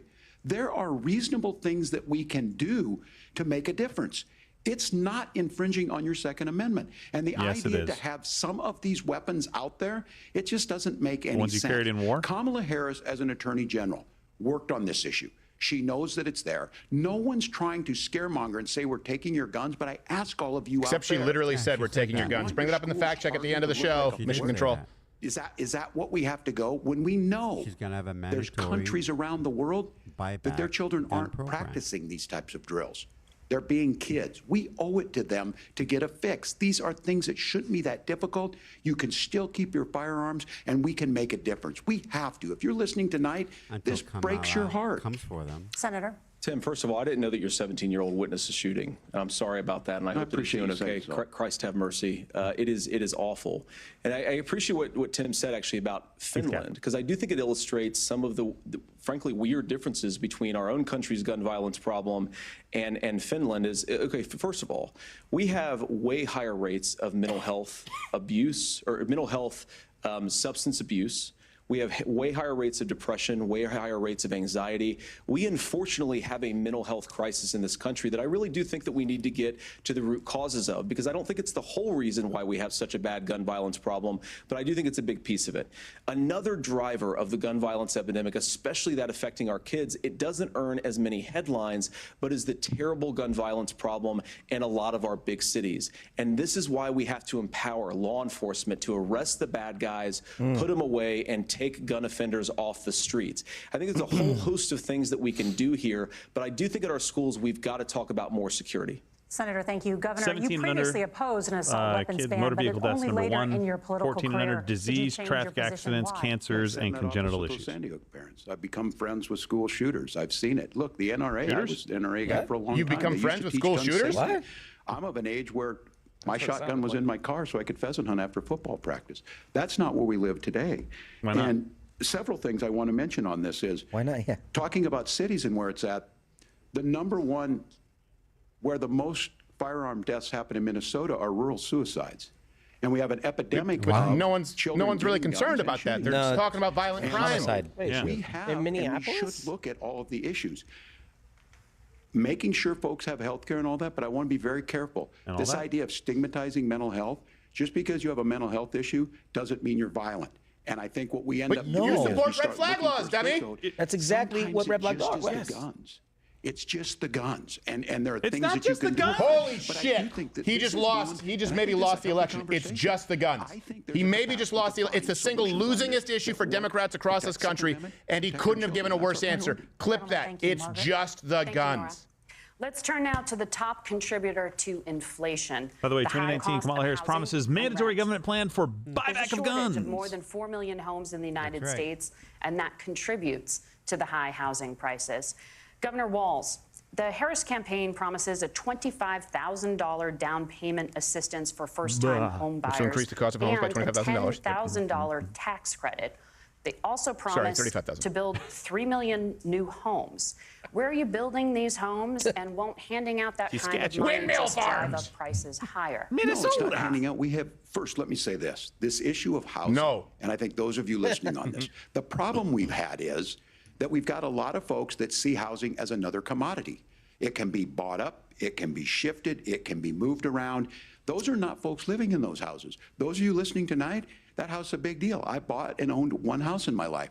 My mom still lives in the house where I was. What about the stable? And when I think of a house, I'm thinking of Christmas services after midnight mass where you go with your family. We need to make it more affordable. And one of the things, as I said, this program that the Vice President is pushing forward and bringing a new way of approaching this is something we're doing in Minnesota from that lead. We in the state invested in making sure our housing was the biggest investment that we'd ever made in housing. Also, it starts to make it temperatures are, easier. We cut some of the red tape. Local that. folks, look, we can't do it at the federal level, but local folks make it easier to build those homes. And then that down payment assistance. I can tell all of you out there, one of the, certainly for me, using the GI Bill was one thing, but a veteran's home loan, the big thing about a veteran's home loan is you don't have to pay the down payment. Those are things that make it there. Now, look, you're going to pay You it earn back, that. and you're going to pay your mortgage. Those are things that we know in the long run, the appreciated value, the generational wealth that's created from it. And I will give Minneapolis an example. Minneapolis is the one city where we've seen the lowest inflation rates. We've seen a 12% Okay, increase you know in what? stock I'll give him this because one. we How about put this? some of these You serve things your in, country? and All we're right, you don't have to make a down implementing payment. a You earn state it. program to make sure we It's get not some of free. that down I don't think payment you should have to. assistance. We give Serve it your back country? to people. All right, oh, wait, Because that's already here's what we policy. know. People I have with to use the stable bathroom. housing end up with stable jobs. People with stable housing have their kids able to get to school. All of those things in the long run end up saving our money. And that's the thing that I think we should be able to find some common ground in, but we can't blame immigrants for the only reason. That's not the case that's happening in many cities. The fact that They're lowering inventory. is The that we economy don't and have immigrants enough and They're lowering affording inventory. affordable housing, but we can make sure that the government's there to help kickstart it, create that base. Governor, your time is up. Senator Vance, as far as your campaign's position, the promise is to seize federal lands to build homes, remove regulation, provide tax breaks, and cut back on immigration, which you say pushes up prices. Where are you going to build all the new homes you're promising, and what part of any of this plan will provide immediate relief? You have 2 minutes. Well, first of all, Tim just said something that I agree with. We don't want to blame immigrants for higher housing prices, but we do want to blame Kamala Harris for letting in millions of illegal aliens into this country, which does drive up costs, Tim. 25 million illegal aliens competing with Americans for scarce homes is one of the most significant drivers of home prices in the country. It's why we have massive increases in home prices that have happened right alongside massive increases in illegal alien populations. Don't forget mortgage under rates. Kamala Harris's leadership. Now, Tim just mentioned a bunch of ideas. Now, some of those ideas I actually think are halfway decent, and some of them I disagree with. But the most important thing here is Kamala Harris is not running as a newcomer to politics. She is the sitting vice president. If she wants to enact all of these policies to make housing more affordable, I invite her to use the office that the American people already gave her, not sit around and campaign and do nothing while Americans find the American dream of homeownership completely unaffordable. Now, you asked, Margaret, what would immediately change the equation for American citizens if you lower energy prices? As Donald Trump says, drill, baby, drill. One of the biggest drivers of housing costs, aside from illegal immigration, is, think about it. If a truck driver's paying 40% more for diesel, then the lumber he's delivering to the job site to build the house is also going to become a lot more expensive. If we open up American energy, you will get immediate pricing relief for American citizens, not, by the way, just in housing, but in a whole host of other economic goods, too. That's a good answer. Senator Vance, you still have 23 seconds there. Do you want to answer? Bitch, I don't need where, Governor, we will get to you in a moment. But Senator, where are you going to seize the federal lands? Can you clarify? Well, what Donald Trump has said is we have a lot of federal lands that aren't being used for anything. They're not being used for national park. They're not being used, and they could be places where we build a lot of housing. And I do think that we should be opening up building in this country. We have a lot of land that could be used. We have a lot of Americans that need Tim Walz's homes. lips get drier over the course of this debate. Who are competing for those homes. It's his life leaving. Oh, yeah, the blood's going to his forehead. Looks like a shrunken head. To be here. Senator, your time is up. Governor, I do want to let you respond to the allegation that the vice president is letting in Well, of course, that's not true. So why do you look like the one Muppet heckler? Not to fact check, I'll check it. Look, crossings are down compared to when Donald Trump left office. But it's, again, blaming and not trying to find the solution. I was going to ask, though, on this question, are we going to drill and build houses in the same federal land? And I think when people hear federal lands, these are really important pieces of land. Now, Minnesota doesn't have a lot of federal lands. I know in the western part of the countries we do. That's because the pirates took them all. Federal lands He's in not and around saying Minneapolis, national for parks, you example. moron. So the issue is I don't understand the federal lands issue unless we see this, and I worry about this as someone who cares deeply about our national parks and our federal lands. Okay, look, Walz is just not doing well. We protect these things. Vance is doing a really good job of giving something to Walz that is universally agreeable, where people are going, yeah, it's reasonable. And then Walz is going, well, yeah, but he's done better than I would advise. He didn't take the bait on the gun death stat because he doesn't want to become adversarial with the moderators. He loses the ability to call them out. He becomes adversarial. I don't think I've ever seen someone do a better job than this. The closest I can remember is Carly Fiorina in the primaries in 2016. Huge disappointment since then, by the way. That it is immigrants that's adding to the cost. Governor, your time is up. But Senator, on that point, I'd like for you to clarify. There are many contributing factors to high housing costs. What evidence do you have that migrants are supply and demand economy 101? Well, there's a Federal Reserve study that we're happy to share after the debate. We'll put it up on social media, actually, that really drills down on the when I have you connection done Trump surrogate and I said create a website, especially illegal immigration and higher housing prices. Now, of course, Margaret, that's not the entire driver of higher housing prices. It's also the regulatory regime of Kamala Harris. Look, we are a country of builders. He we're said a country of it's doers. one, but here's another screw up. But we increasingly have a federal Can we put up a poll? administration. Is this the best debate performance we've ever seen in our lifetime? Makes it harder to build it me? things and wants to throw people in jail for not doing everything exactly as Kamala Harris says. And that's hard to do because expectations were already high. That's really hard to do. I'm not old enough to remember the Clinton debates, but I hear he was great. With Tim Walz. He was very charming. I hear that, of housing as a commodity, but the thing that has most turned housing into a commodity is giving it away George to H.W. Bush and Dole. millions of people who have no legal right to be here. What are the federal regulations? I deal with this as a governor. You can very quickly reply. I'm sorry. Beast mode. I get this as a governor. He's doing the same thing that JD did to him. Don't ask a question you don't know the answer to because JD's going to have an answer. Many of them are state. I don't know which ones are federal, but I think whenever we talk regulations, people think they can get rid of them. Watch, they're going to try and move on, and JD's going to say, well, he did ask me a question. Watch, that's what's going to happen if they try and move on. Sure that it's fireproof and those types of things. So which are the regulations? Because the vice president's not responsible for those. Congress writes those. Not my job. Governor, thank you. Gentlemen, we have a lot to get to. You're passionate about the housing crisis, I can tell. But Nora? Thank you. One of the top problems I don't facing like Americans is the high cost. I'm telling you, there's tension between these two. Like wet cardboard. Last presidential debate, former President Trump was I'll asked tell you what, about though, if my lady replacing looked at me with the Affordable hatred she Care has for Act. Mrs. Pink, In I'd be response, harder he than a whale's said, tooth. I have the concepts of a plan. Since then, Senator, you've talked about changing how chronically ill Americans get health insurance. Can you explain how that would work? And can you guarantee that Americans with pre-existing conditions won't pay more? I'll give you 2 minutes. Oh, geez. Well, of course, we're going to cover Americans with pre-existing conditions. In fact, a lot of my family members have gotten health care. Perfect. I believe members of my family actually got private health insurance, at least for the first time, switched off of Medicaid onto private insurance for the first time under Donald Trump's leadership. And I think that a lot of people have criticized Which is great this because 1/3 of all doctors don't even accept Medicare, I believe. I don't know if that was a Florida stat or a national stat, but a huge percentage of doctors don't accept Medicare and Medicaid at this point. Bill standing on a debate stage, it would bore everybody Mission Control, to bring that tears, up. and it wouldn't actually mean anything because part of this is the give and take of bipartisan negotiation.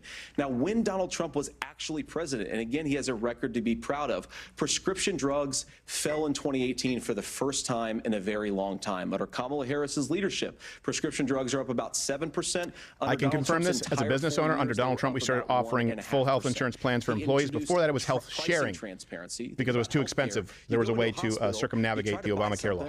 And nobody Harris came in, he took it away. Actually costs. That I did. Price transparency will actually Oh, give by the way, American also, don't consumers expect us a to little bit match more the choice 401k. And will also drive down costs. Not now. And we talked about, you know, the reinsurance regulations is what I was talking about. Look, Donald Trump has said that if we allow states to experiment a little bit on how to cover both the chronically ill but the non-chronically ill, it's not just a plan. He actually implemented some of these regulations when he was president of the United States. And I think you can make a really good argument that it salvaged Obamacare, which was doing disastrously until Donald Trump came along.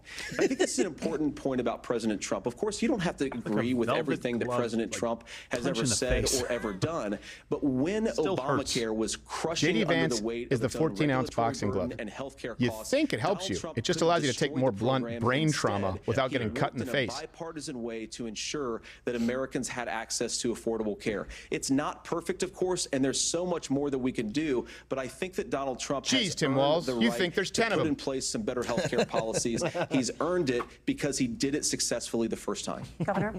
All right, here's where being an old guy gives you some history.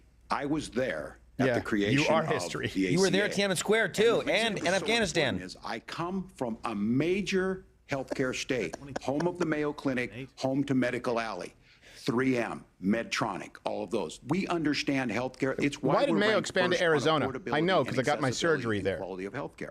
And so what I know is under Kamala Harris, more people are covered than they have before. And those of you listening, this is critical to you. Now, Donald Trump all Wait, I of a thought she sudden was vice wants president you. and it's not Go her back record. and remember this. More He legal ran areas are on the covered. first thing he was going to do on day one was to repeal Obamacare. On day one, he tried to sign an executive order Yeah, to it came repeal very the close. ACA.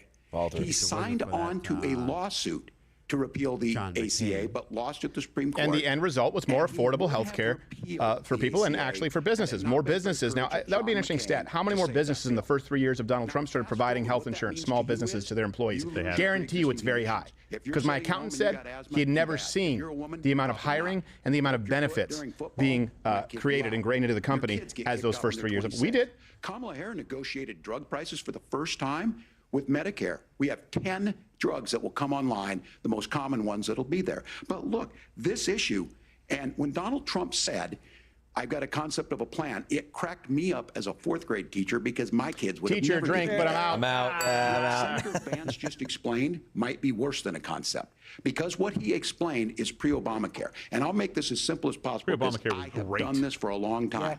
What they're saying is if you're Bring up the healthy, stats on why should you Obamacare, be the paying insurance more? premiums and what So those they're rates gonna were. do is let Premiums and insurance deductibles, companies how high they went. pick who they insure because guess what happens? You pay your premium, it's not much. They figure they're not going to have to pay out to you. But those of you a little older, gray, got cancer, you're going to get kicked out of it. That's why the No, system you'll didn't have to work. pay a little bit more Kamala because you're Harris going to will need a little protect bit more. and That's enhance insurance. You just the described ACA. socialism. It's the Governor, thank same you. reason Senator, life you insurance have is not cheaper yet if you get it when you're young. explained how you would protect people with pre-existing conditions or laid out that plan. Well, look, we currently have laws and regulations in place right now that protect people with pre-existing conditions. We want to keep those regulations in place, but we also want to make the health insurance marketplace function a little bit better.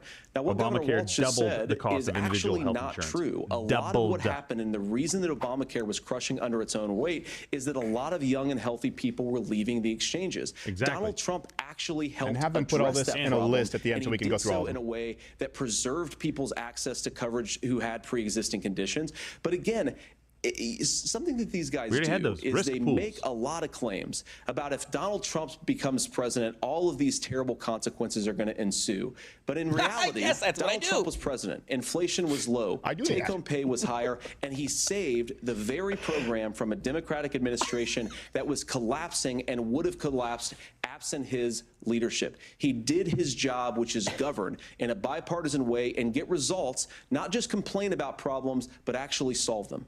1/3 Governor, primary did care enrollment doctors won't under take the new Affordable patients Care on Act go Medicaid up confirmed. under the Trump administration? It's higher now. that we've seen it go up. Look, people are using it. The system works. And higher now the that question about you've this with been young in people, power. whatever, that's the individual mandate piece of this. And Republicans fought tooth and nail saying, well, Americans should be free to do this. Well, then So what you happens think the is individual mandate's a good idea? you shrink.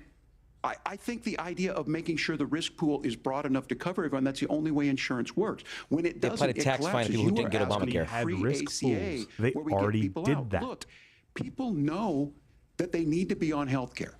People expect it to be there. Vance And is the when we master are of able Jim to from The make it, and Office. we Someone are bring up making it that, this way, bring up when we a clip of that. He incentivize just people looks to be from. in the market. He When does. we help He's people giving a little who might side eye. not be able to afford it get there, and we make sure then when you get sick and old, it's there for you. Because I heard not people sick say, and old. "Well, I don't It's want to bad buy into decisions and Medicare or whatever." unhealthy. Good luck buying health Really care once you curious get to past see 70. the post So look, the post-debate ACA roundup. works. We can There's continue no to way do for them better. to spin Kamala this. Harris did that. The way she Sick and made old is everything Medicaid. better What are was you talking about? negotiating those 10 drugs on Medicare He for almost the winked first at time that. in American Sorry. history. Thank you. Margaret? That's Can I Medicaid. address that? I apologize. We're out of time. We have a number of And subjects he's to losing discuss. By the way, and Margaret, Vance is really let's- clever, going like, I'm sorry, go ahead. He's letting everyone know that he's the cock of the walk, baby. Child care crisis. I'll beat you in on this the next country, question. And the United Yes, Ms. States Pink, is quick one of question. the Why do you have very such few sad eyes? developed countries in the world without a national paid leave program for new parents. Governor Walz, you've said that if Democrats win both the White House and Congress, this is a day one priority for you. How National long should paid employers leave be is? required to go pay Walz workers start while they are again? home taking care of their newborns? just You have finish the 2 last minutes. Yeah, well, that's negotiable, and that's what Congress worked. But here's what the deal is. Americans sitting out there right now, you may work for a big company. Look, we're home in Minnesota to some of the largest Fortune 500 companies. Kamala Harris knows that in California.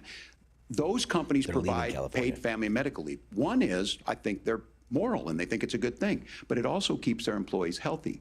We in Minnesota passed a paid family and medical leave. You have a child, and I had to go back to work 5 days after my kids were born.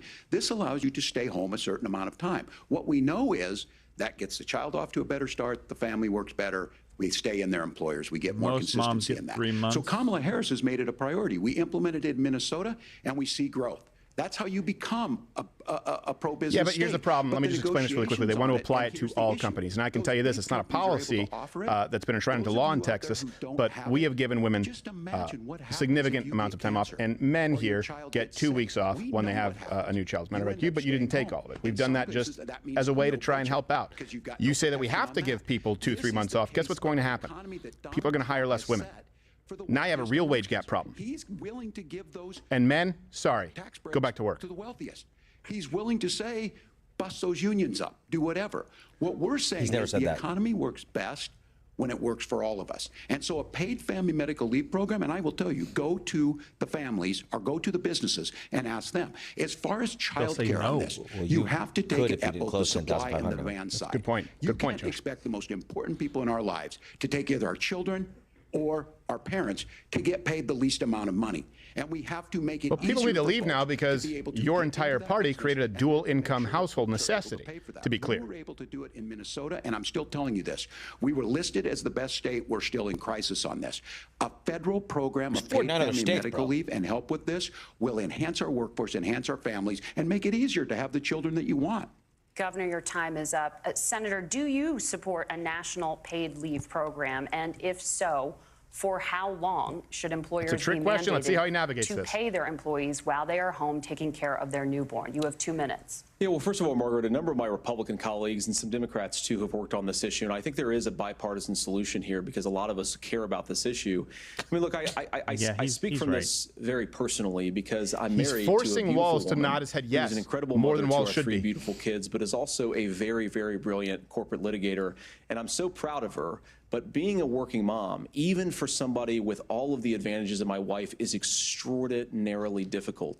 And it's not just difficult from a policy perspective. She actually had access to paid family leave because she worked for a bigger company. But the cultural pressure on young families and especially young women I think makes it really hard for people to choose the family model they want. A lot of young women would like to go back to work immediately. Some would like to spend a little time home with the kids. Some would like to spend longer at home with the kids. We should have a family care model that makes choice possible. And I think this is a very important substantive difference between Donald Trump and Kamala Harris. I mean, look, if you look at the federal programs that we have that support paid family leave right now, the Community Development Block Grant, and there's another block grant program that spends a lot of money from the federal government.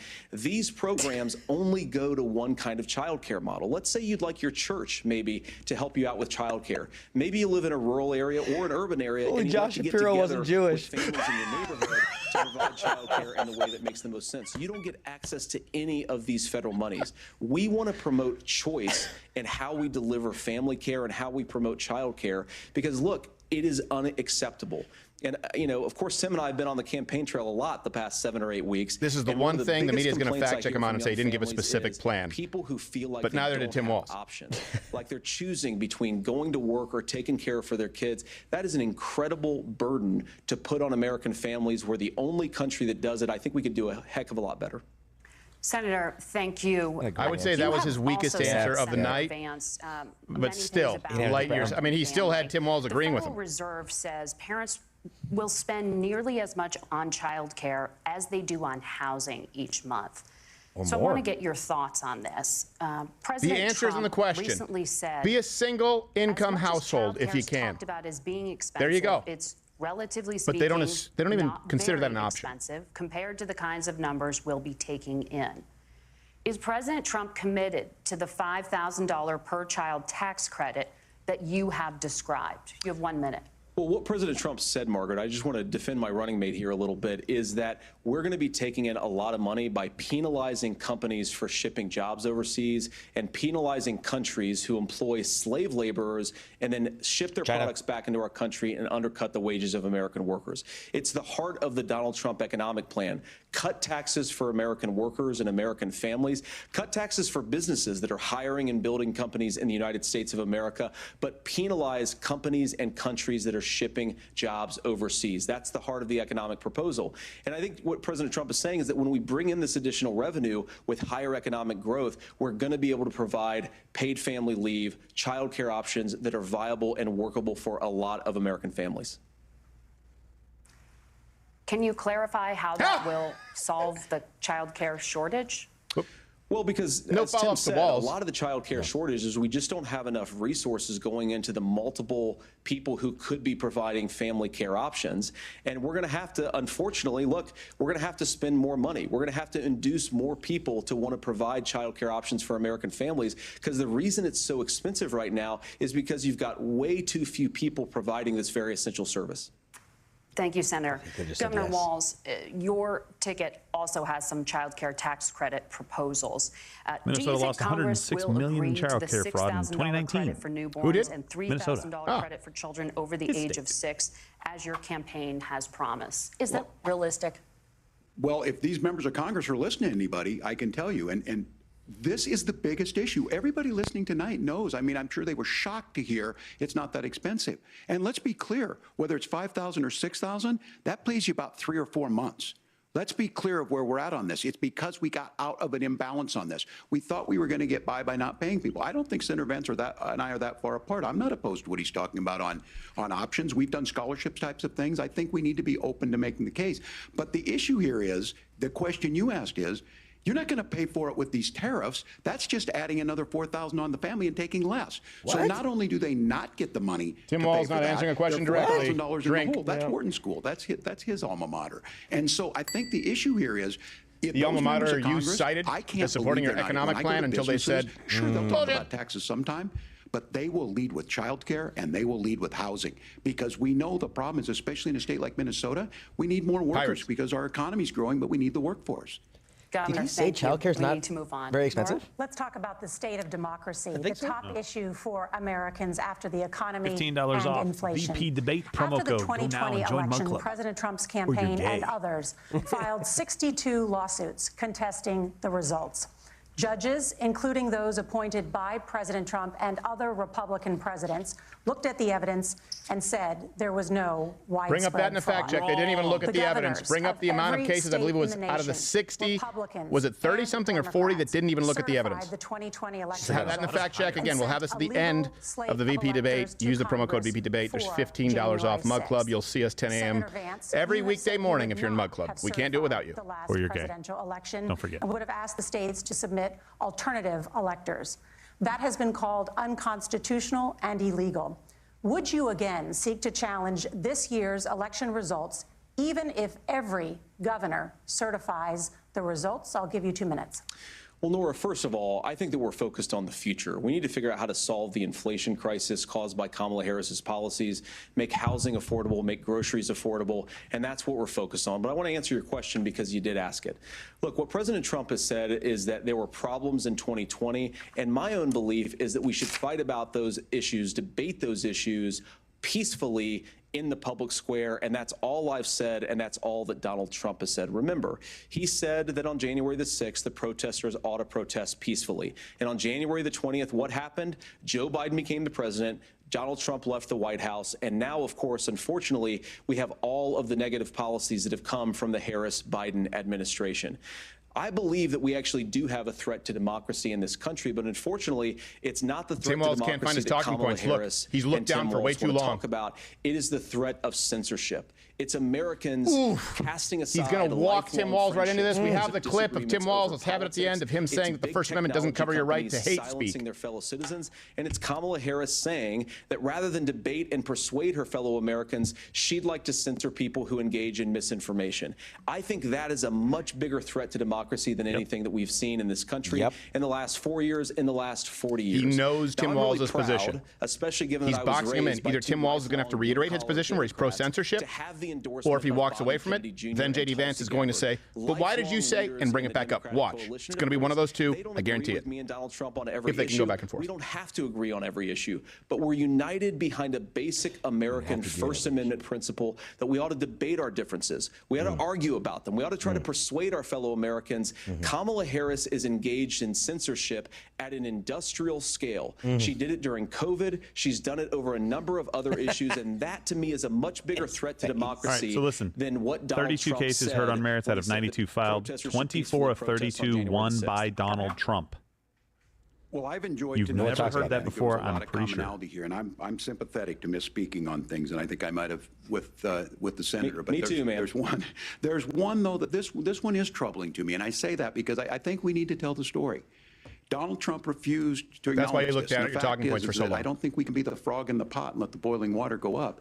He was very clear. I mean, he lost this election, and he said he didn't. 140 police officers were beaten at the Capitol that day, some with the American flag, several later died. And it wasn't just in there. In Minnesota, a group gathered on the state More Capitol citizens grounds were beaten in one city in your state during the Black Lives Matter riots. Citizens. And there may be casualties. The only person there was my son and his dog, who was rushed out crying by state police. That issue, and Mike Pence standing there as they were chanting, "Hang Mike Pence." Mike Pence made the right decision. Bring up the noose of the Mike Pence that was about 3 feet tall. Wouldn't even work for a pygmy. I worked with kids long enough to know, and I said as a football coach, sometimes you really want to win, but the democracy is bigger than winning an election. You shake hands, and then you try and do everything you can to help the other side. Is that what Obama did? That's what was at stake here. Yeah, now, but you want to silence people who disagree with you. You've said so. The idea that imprisoning your political opponents, already laying the groundwork. One person has done that. Not accepting Joe this. Biden or and Kamala Harris. The president's words matter. Donald Trump let Hillary walk. Words matter.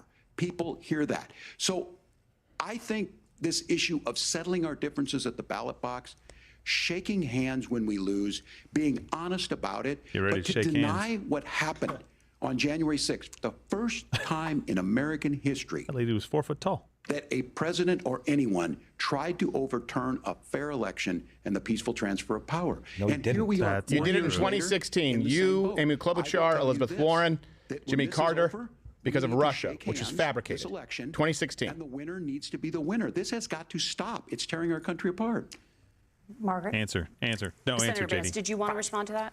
Yeah, well, look, Tim, first of all, It's really rich for Democratic leaders to say that Donald Trump is a unique threat to democracy when he peacefully gave over power on January the 20th, as we have done for 250 years in this country. We are going to shake hands after this debate and after this election. And of course, I hope that we win, and I think we're going to win. But if Tim Walz is the next vice president, he'll have my prayers, he'll have my best wishes, and he'll have my help whenever he wants it. So much better. But we have to remember that for years in this country, Democrats protested the results of elections.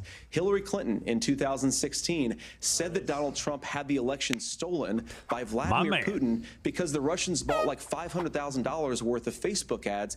This has been going on for a long time. And if we want to say that we need to respect the results of the election, I'm on board. But if we want to say, as Tim Walz is saying, that this is just a problem that Republicans have had, I don't buy that.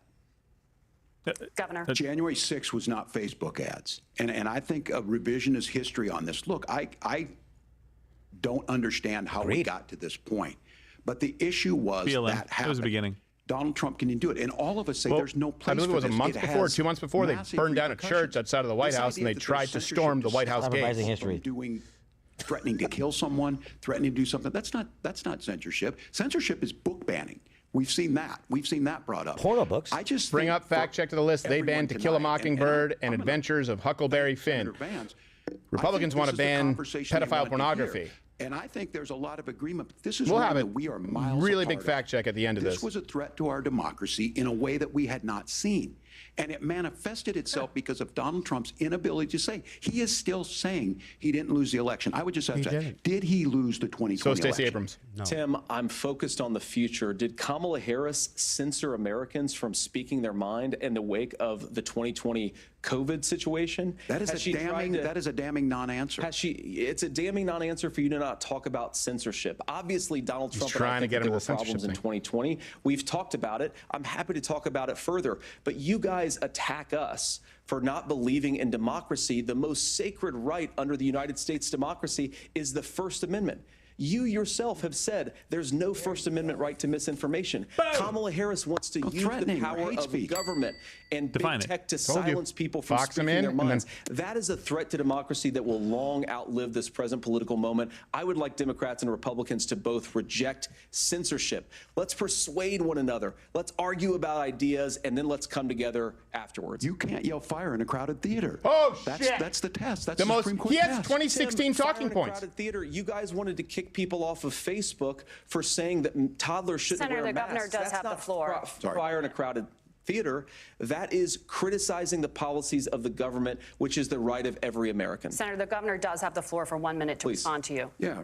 Well, I don't run Facebook. What I do know is the governor does. Out there who refused, and now again, and this I'm really shocked by this. He lost the election.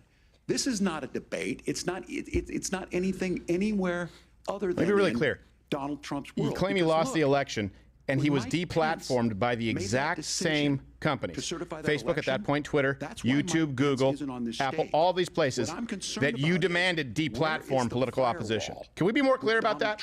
We've been fighting against this since, by the way, 2011. You can see us be demonetized back in 2016, the Vox Apocalypse. We know all about censorship. That's why we're on Rumble. If you're watching on YouTube, head on over to Rumble.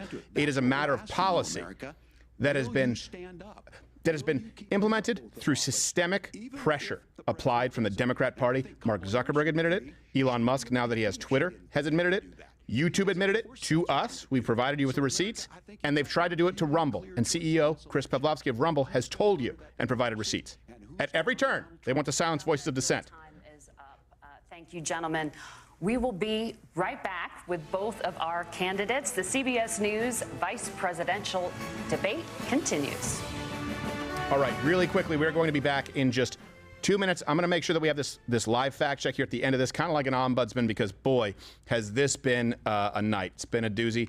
I'd love to see the results of that poll. I think this is the best debate performance I've ever seen from someone on either side of the aisle, from J.D. Vance. Before we come right back, right now we do have, because we were asked who would be the best press secretary for Donald Trump. The answer has come back time and time again. You can also watch him on Mug Club weekdays at 5 p.m. Eastern. Nick DiPaolo. Nick DiPaolo, and so I present to you the parallel universe in which Nick DiPaolo is the White House press secretary. We'll be right back with a fact check.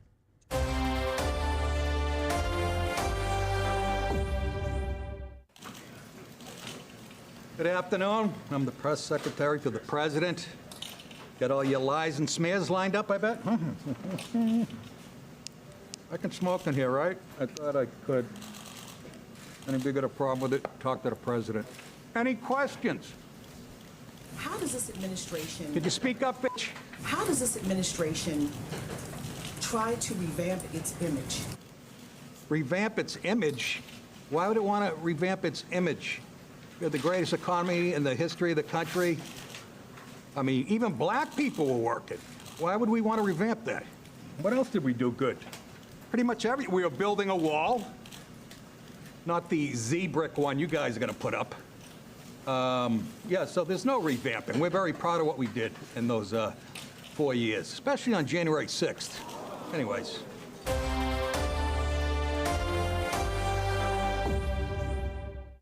Hey, this is Whistleblower 52 for Open Minds of America, talking with marginalized communities on why hate has no place in Texas or America or on Earth.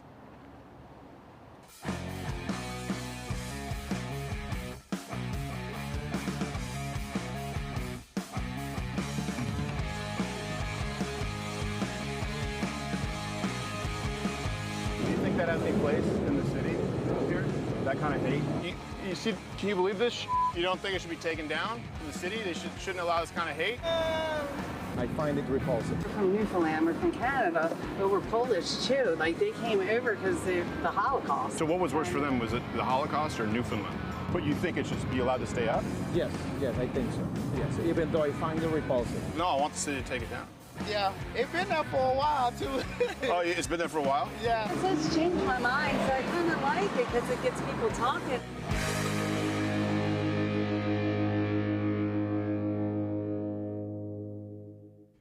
Glad to be back with you. The drinking game rules tonight. Bring them back up. Anytime Walz doesn't directly answer a question, you drink. Anytime someone mentions Project 2025, you drink. Anytime Walz mentions a coach or teacher, namely himself, you drink. Anytime JD Vance goes beast mode, which has been pretty much every question, you drink. Finish your drink. Anytime the moderators gang up on Vance, the promo code is VP Debate. $15 off Mug Club. Talking of censorship, we've been fighting upstream against that for a very long time here. And we know that it comes directly from the administration, those in positions of government. So the idea that, well, it's a private company, they can do whatever they want, that doesn't hold true anymore. We have 6 pages to be printed out of fact-checking from tonight. I know Mission Control's been working on that. We also have the 7+1 October surprises. We've done our research, and Thomas Finnegan after this. I almost forgot, too. By the way, we just launched a new shirt, so Trump Vance 2024. You got to pull that down. See, we all got them right now. Go to crowdershop.com to grab your Trump Vance 2024. Most of us got them. By the way, prediction right now, no matter what happens, that's the president in 2028. This dude, right? Yeah, just good Lord, out of nowhere. I spoke with Pops Crowder. He said, I think he could have more satchel, be a little tougher. I don't think so. I think he's given... His demeanor is perfect. Yeah, he's given Walz nothing to disagree with. Where I would have been more aggressive, I think he's doing it a little bit more deftly. I thought the same thing about Vivek Ramaswamy. That's why I like Vivek so much, because he was so upfront, he was direct, and he had a bit of aggression to it. Yeah, it'd be great together, but there's a certain edge that JD has that Vivek didn't have about composure and being calm. Like Walz, you can't go. All right, no, it's like beating up a baby. Yeah. There we go. It looks like a friggin' baby, dude. The broads are back. Remember the baby from Roger Rabbit? Yes. The man baby. Elected to go last. So Governor Walz, you are first. You have 2 minutes. Well, I'm voting for this guy. Thank you, Senator Vance. Thank you to CBS News. And most importantly, thank you to all of you. If you're still up and the folks who miss Dancing with Our Stars, I appreciate it. But look, the support of the democracy matters. Wild card it game's matters more likely. that you're here. And I'm as surprised as anybody of this coalition that Kamala Harris has built, from Bernie Sanders to Dick Cheney to Taylor Swift, and a whole bunch of folks in between there. What? And they don't all agree on everything, but they are truly optimistic people. They believe in a positive future of this country and one where our politics can be better than it is. And I have to tell you, that better than it is the sense of optimism that there can be an opportunity economy that works for everyone, not just to get by, but to get ahead. And the idea that freedom really means something. Not the freedom of government to be in your bedroom or your exam room, but the freedom for you to make choices about yourself. Now, look, we all know who Donald Trump is. He's told us, and as Maya Angelou said, believe him when he told you that. His first inaugural address talked about American carnage, and then he spent 4 years trying to maybe do that. Senator Vance tonight made it clear he will stand with Donald Trump's agenda. He will continue to push down that road. Excuse me. Kamala Harris gives us a different option. Now, I'll have to tell you, I'm going to be careful about the quotes, but there's one that Senator Vance said that does resonate with me. He said, Donald Trump makes the people I care about afraid. A lot of America feels that way. We don't need to be afraid. Franklin Roosevelt was right. All we have to fear is fear itself. Kamala Harris is bringing us a new way forward. Yeah. She's bringing us a politics of coming joy. in as a horse whisperer. She's bringing real solutions for the middle class, and she's centering you at the heart of that. All the while asking everyone, join this movement, make your voices heard. Let's look for a new day where everybody gets that opportunity and everybody gets a chance to thrive. I humbly ask for your vote on November 5th for Kamala Unless you're a business owner in Minnesota. Governor Walz, thank you. Senator Vance, your closing statement. Well, I want to thank Governor Walz, you folks at CBS, and of course the American people for tuning in this evening. And one of the issues we didn't talk about was energy. And I remember when I was being raised by my grandmother, when she didn't have enough money to turn on the heat some nights because Ohio gets pretty cold at night and because money was often very tight. And I believe, as a person who wants to be your next vice president, that we are a rich and prosperous enough country where every American, whether they're rich or poor, ought to be able to turn on their heat in the middle of a cold winter night. That's gotten more difficult thanks to Kamala Harris's energy policies. I believe that whether you're rich or poor, you ought to be able to afford a nice meal for your family. That's gotten harder because of Kamala Harris's policies. I believe that whether you're rich or poor, you ought to be able to afford to buy a house. You ought to be able to live in safe neighborhoods. You ought to not have your communities flooded with fentanyl. And that, too, has gotten harder with because of Kamala Harris's policies.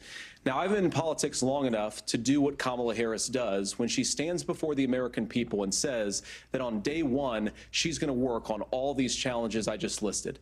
She's been the vice president for 3.5 years. Day one was 1,400 days ago, and her policies have made these problems worse.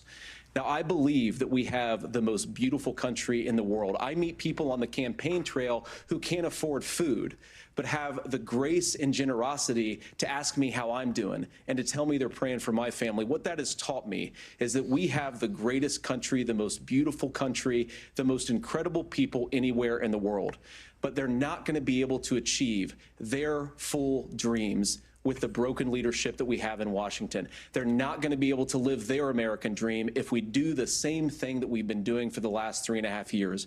We need change. We need a new direction. We need a president who has already done this once before and did it well. Please vote for Donald Trump. And whether you vote for me or vote for Tim Walz, I just want to say I'm so proud to be doing this, and I'm rooting for you. God bless you, and good night. Senator Vance, thank you. And thank you both for participating in the only vice presidential debate of this election cycle. I'm Margaret Brennan. And I look Nora like O'Donnell, Alice and Cooper. a reminder, there are just 35 days until Election Day. Please get out and vote. And for all of us here at CBS News, thank you. CBS News. What? Is that us or them? That's them. Yeah. All right. Man, they hit a couple gaffes, didn't they? They got to turn the. Holy That might shit, be look at CNN. Tim Walz. He's like, gee whiz, you're good at this. Like crazy. Like, where'd you go to school? Oh my God, I thought there was like 10 of you. Oh yeah. You notice how he walks over to Walz too? There's like I don't like to dive Oh, deep. hey. I was like, I thought that was the. There's your October surprise. Oh my gosh, where'd you pick her up? She makes my wife look like crap. Great guys. How you doing? Oh, that skin complexion and Whoa, hold on a second. You can wear a dress? Bitch, why'd you wear a pantsuit? Shoulders, huh? Okay. Supposed to be the coach's wife. You could put those cans out like you worked, like you did in college, working for Hooters. And you're a See what I lawyer? told you about that perfect olive skin to I tan? told you. You know what's going on? It's just that Minnesota sun. You have that seasonal affective disorder. Is that why you won't blow me? No.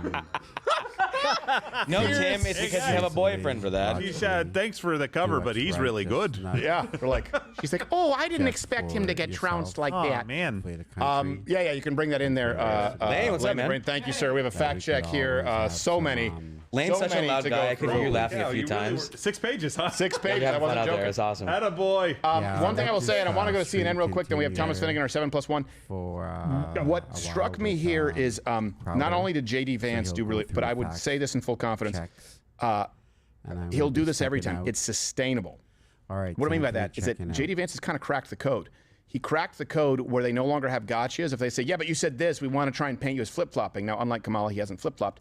His persona and the way that he performs with grace, and Pop Scratter thinks that he wasn't aggressive enough. You guys can comment and let me know if you think I understand he's wrong about that. Or this is what I've learned in the campaign trail. He's done it really well, and he's basically learned how to take ownership and admit his faults or his missteps, and putting it on the American people in a positive way. Of they've taught me. You know when people say, I believe I've learned more from you as your teacher than you've learned from me? Only he's saying it, but he's genuine. He's what a populist actually should be. So I expect him to do this every time. It's not like someone had him go out, some talking points, and a really good performance one time. He's going to always be able, as long as he still maintains the mental faculties, to take what's given to him and answer and respond in real time and box the person in. And that works for people like me. Like Kamala, because Kamala, she same thing. She's been wrong on things. She will never admit she's wrong. She's gone back on policies. She won't say I changed my mind. She won't say I learned this or this happened to change my mind. She just goes she just lies or avoids the question. Yeah. I appreciate someone who just directly to your face goes, yeah, I said that. Yeah. Right. That I was wrong. I learned from it. Right. And so did I. In the primaries, I definitely did. Can we go to CNN and see what they're saying? Because I would imagine they're panicking. The lack of interviews that he has done with national media, with local media. Talking about Walz, not Vance. It showed. He needed more reps. Yeah, I agree. I mean, they're admitting. J.D. Vance is it's undeniable. much more experienced at this, at public speaking, at defending himself, at pivoting. That's the only reason he won. No, he's not more experienced. He simply did his job. Walz's strategy was to make him inexperienced. And you talked about the Obamacare one as if Donald Trump actually had tried to save Obamacare. And just to be clear, he eventually did address that part of it, but it was after, it took a little winding up, and I think that an experienced debater immediately jumps on something like that because that's a really critical point for a Democrat to make. So one of the things that I wonder about doesn't matter who it is. You could send anyone at Vance tonight. Don't send anyone you want back. What were Vance and Walz told in terms of what was their goal for the night? Probably they were told that this is about supporting your running mate and going after the running mate on the other side, the presidential ticket, not the vice president. You know what? I will say this. J.D. Vance just fundamentally changed the importance of a vice presidential debate. That's what I think actually happened tonight. But that's still a significant group when you have an election this razor thin. You know, they talked about lack of experience in public speaking. I think that's horse crap because the dude was a first sergeant / wanted to call himself sergeant major, acting sergeant major. You have to talk to hundreds and thousands of people at times. Not to mention he was a teacher, he was a coach. You give pep speeches, you give lessons, you give lectures. He's been public speaking for 45 years. Right. That's older than J.D. Vance even has lived. Not to mention all the horses. Yeah, well, that's the one person. Don't spoil it. My Italian before he was picked as Donald Trump's running mate. To hear J.D. Vance talk about that issue tonight, he expressed consternation with the Republican Party for not reaching out more, not talking to more people, wanting to provide more options for women. And yes, absolutely. Did Tim Walz? How are you going to try to spin it, Jake? Go after him on that. That's part of the point is that you're actually explaining exactly what I think was missing on the debate stage. J.D. Vance has a record on abortion. And you didn't really hear about that. He didn't do it 3 times. Walz. It doesn't have to be lengthy, but you just didn't hear it. And secondly, J.D. Vance's job tonight was to launder Trumpism for middle for those undecided voters. Speaking of laundering, how's that Ukraine bill? In large part, he was able to do that without getting a whole lot of pushback from Tim Walz on the stage. And maybe they're talking to different segments of that undecided pool, but no, Vance was talking to all of them tonight, sweetheart. Do what he came to do, which is to take Trumpism. She's mad because he was talking to her. Package it up in a different way. When I said rehab, I don't necessarily think at the end of the day, though, that what we saw is going to make a big difference at the top of the ticket. Sure. Yeah. Well, here's the thing: you don't need to make a big difference because I'm going to bring this up for you guys really quick. The recent polling.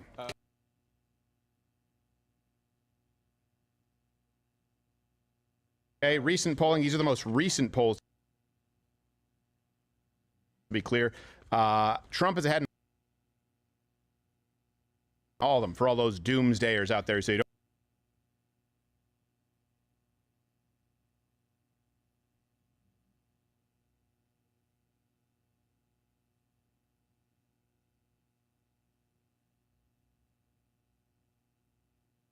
don't vote. It's rigged anyway.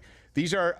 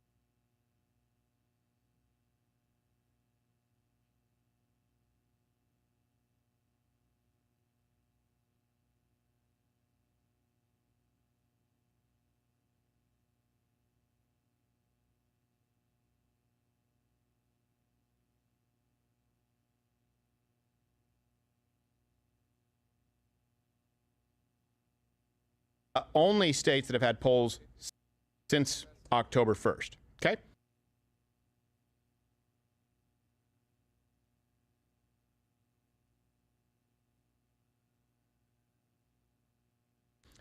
North Carolina, Quinnipiac, Trump +1. Washington Post, Trump up 2. Emerson, Trump up 1. Insider Advantage, Trump up 1. That means the most recent 4 polls in North Carolina has Trump up within a margin of error. Georgia, Quinnipiac, +5 for Trump. Insider Advantage has it as a tie. Pennsylvania, Emerson has it as a tie. Trafalgar has it as Trump +3. Wow. That's outside the margin of error. Arizona, Emerson has Trump +3. Insider Advantage, Trump +1. These are the only states, swing states, that have polling available here basically within the last 24 to 48 hours. So this could be enough. This absolutely, and here's also why, because these are the only 2 people who the American population at large have not seen. So they're tuning in to say, maybe you guys can fill in the gaps. I think that's what the VP debate is going to become going forward. It used to just be, okay, let's see who's better on their feet. Let's see if they made a mistake. That's really a VP debate could only hurt you. Let's see if McCain made a mistake with Palin, right? Let's see if Mike Pence is a mistake. In this case, I think going forward, the VP debate, especially when it's a close race, is going to be seen as the event that fills in the gaps.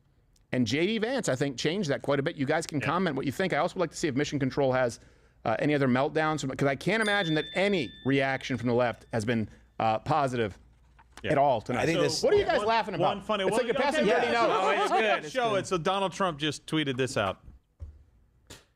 Trump not fans. Friends with school shooters. not friends with school shooters. Right? We heard that, yes. right? I became friends with school shooters. I think it was another one of his gaffes where he meant to say like victims or something, but still that was a no. weird I thing didn't to say that. I said I'm friends with school shooters. I'm trying to give him the benefit of the doubt. Close to our I made a mistake. I made a big grammar mistake. I'm sorry. Our shirt on our merch site, Trump Vance 24. You see the sign he put up? I was like, is that our lawn sign that we put up? Because we have the shirts on CrowderStop.com right now. Thank you, Donald Trump, for the plug. I think.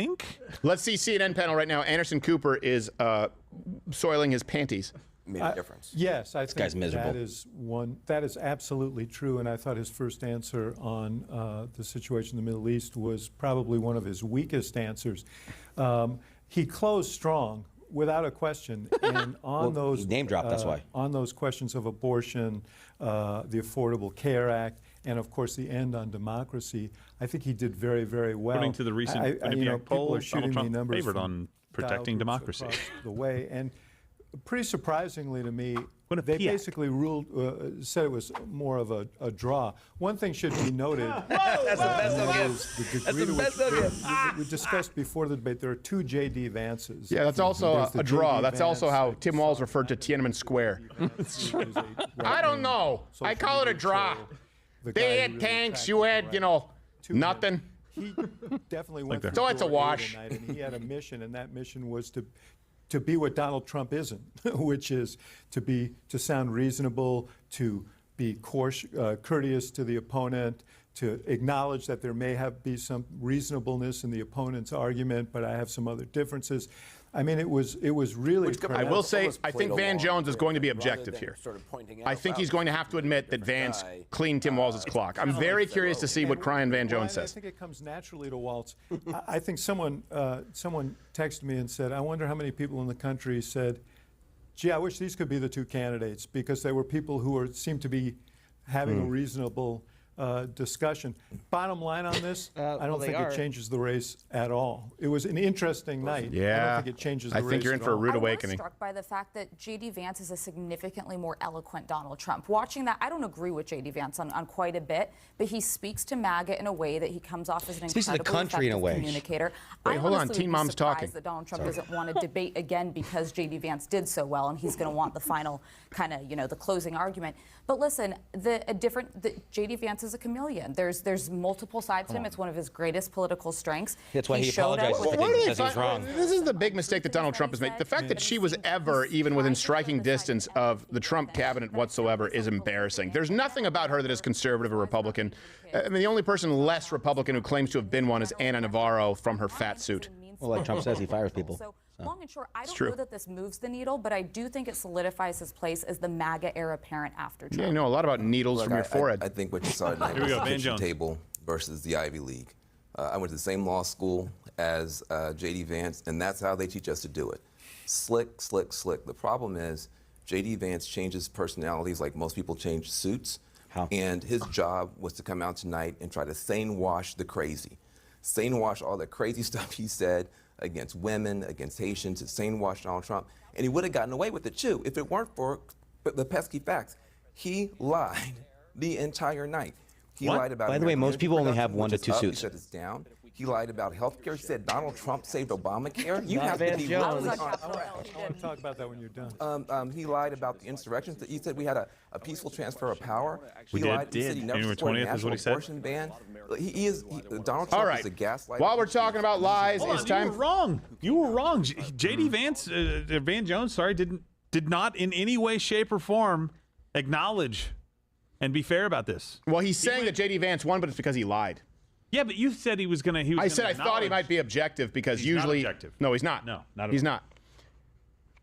Sorry, you were wrong. I was wrong. Bring it up. No, I mean, hey, get that out of here, man. I don't want it. Yeah, you really don't expect the match in the 401k. He had a command of the facts. He wasn't flustered. He was a guy you'd want to have a beer with. Okay? Tim Walz.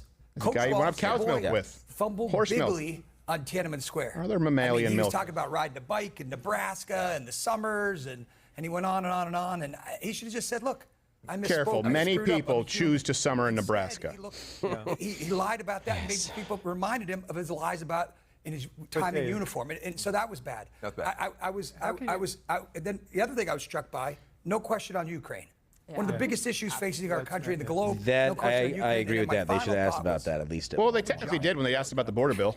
Right, my friend, you're right. I mean, it was like 4 times the amount of money to Ukraine than the border. So I don't know. You call it border bill when it's like 14 billion. I call it Ukraine bill when it's 60 to 70 billion. But that's me, Mr. Math. So let's go to. They're saying that J.D. Vance lied. Let's go to our live fact checking. I don't think we have a stinger. Do we? Do we have a fact check stinger? We have something. I can find one. All right. Well, we have 6 pages of fact checking. And of course, while he finds that, by the way, and they're still finishing up the fact check, let's, really quickly, because he's there actually down at the debate tonight, really quickly before we get to the fact check, let's go to our on-the-ground correspondent, Thomas Finnegan.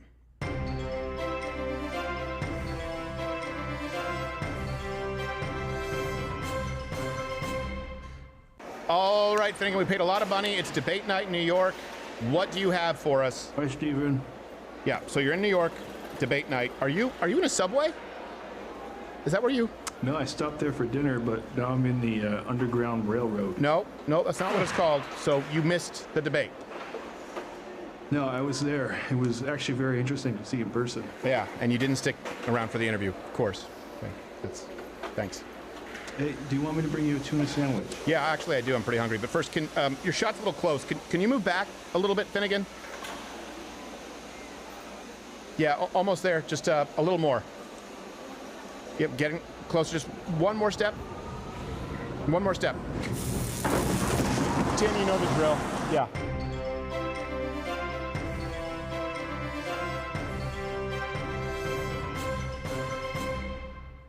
All right, he'll be okay. I hope. Gosh, I don't give a shit. He comes before back. we go to the live fact checking here, I just want to tell you guys something. This is an example tonight. Look, there can be no doubt this was very one-sided. Okay, and I feel like we've done a pretty good job. Remember last time when the debates took place, second debate, I was not happy with Donald Trump. I thought, man, he sort of snatched defeat from the jaws of victory. The debate with Kamala Harris, the second go around, I thought it was pretty even, but I thought that Donald Trump gave the media enough to claim that Kamala Harris won. We saw that bump for a little bit. We saw the poly markets change, and then we saw them start shifting back. So I've always, and sometimes you guys get mad with me, but I try and be objective, and all of us do here, so that on a night like tonight, hopefully you can trust us. There is no doubt. It wasn't even close, and that's very, very hard to do when you are the heavy favorite. According to Walz, Harris, and the media themselves, they knew that Vance was going to be a formidable opponent. If you go into a fight as a 20-1 favorite, it's really hard to overperform, right? Even if you win it definitively, you have to win it in a way that is, frankly, historic.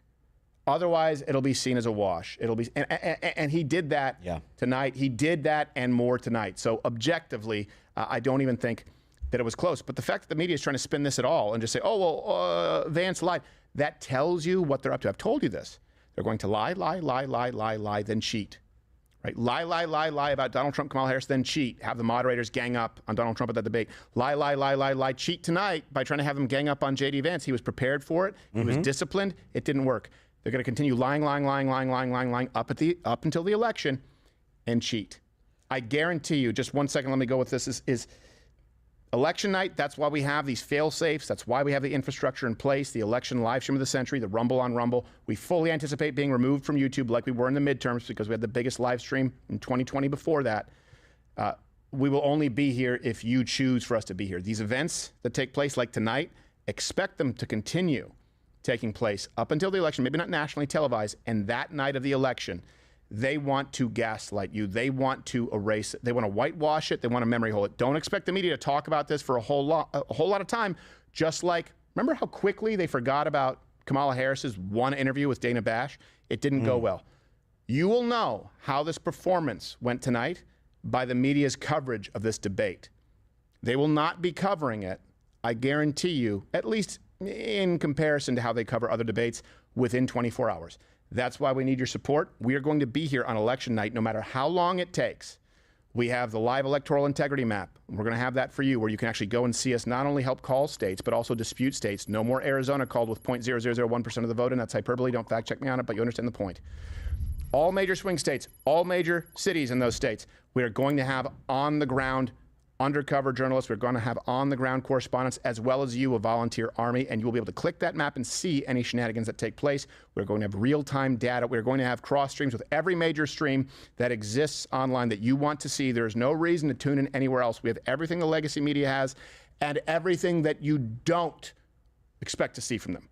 All of that and more, because we know, I'm telling you this, lie, cheat. Everyone knows it. Be ready for it. And that's what they're doing tonight. They're going to cheat and say that J.D. Vance just lied. Well, because of that, you know what? We got something for you. Let's go to a live fact check of the entire night. Tweet check. Fact Trump. Trump fact check tweet. Fact check. News. It's always fun. All right, Gerald, you and I can both take some of this. Okay. They were talking about electric vehicles in Minnesota, saying that, hey, yeah, that actually brings jobs here to the United States. I don't know if you know this. We brought this up earlier.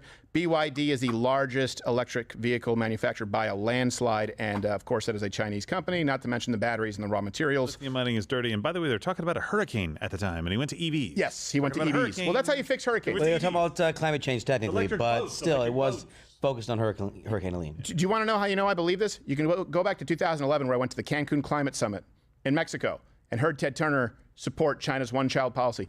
Climate change policy is anti-human. When people are dying from a natural disaster and you start talking about electric vehicles from a company who has no respect for international emission standards, you are anti-human. You are anti-people. We like to act as though, oh, people are beholden to lobbyists, as though that doesn't happen with the green energy movement, and it certainly couldn't happen with foreign companies who have a vested interest in our electric vehicle policies here. You know, the one person who they've actually forced out of their far, far left, deep blue state? Tesla. Probably the most American auto manufacturer out there right now. It's arguable. I think Toyota has. Toyota might be Japanese, more. but still more American. Yeah. But Tesla had to leave California for Texas. That should tell you what you need to know as far as electric vehicle policy as a matter of energy. Let's go to a claim that they made tonight. And all references are available. Link in the description, or you can go to louderwithcrowder.com as we do with every single show. We appreciate Mission Control getting all of this to us in record time. The claim that Trump tried to bribe oil executives at Mar-a-Lago. He actually told them that if they helped him get elected, they would see their profits increase. As opposed to green vehicle manufacturers, or, by the way, Wall Street, who helped Barack Obama get elected, or all of media who donate overwhelmingly to the Democratic campaign. He basically said, hey, look, you'll probably see your profits go up if I'm elected because I won't actually slash American energy production because I made us a net energy exporter for the first time in decades, and Kamala Harris has harmed America. So I don't know if you know this, but if the oil executives actually do better, meaning they're able to find more natural resources. I don't know if you know this, but historically, your gas prices go down. And I'm no fan of oil executives. Here's another claim that they made, that it wasn't true, or at least I guess they were trying to say that what he said wasn't true as far as child sex trafficking and drug mules. There were no drug mules. Yeah. That's what Walz said. Well, under Kamala's watch, 320,000 migrant children have been lost in the United States. Yeah. I know that's not a big number to you guys, but 320,000. By the way, those 320,000, that would be zero if our borders were secured and closed. Are you seeing that it's not compassionate to keep open borders?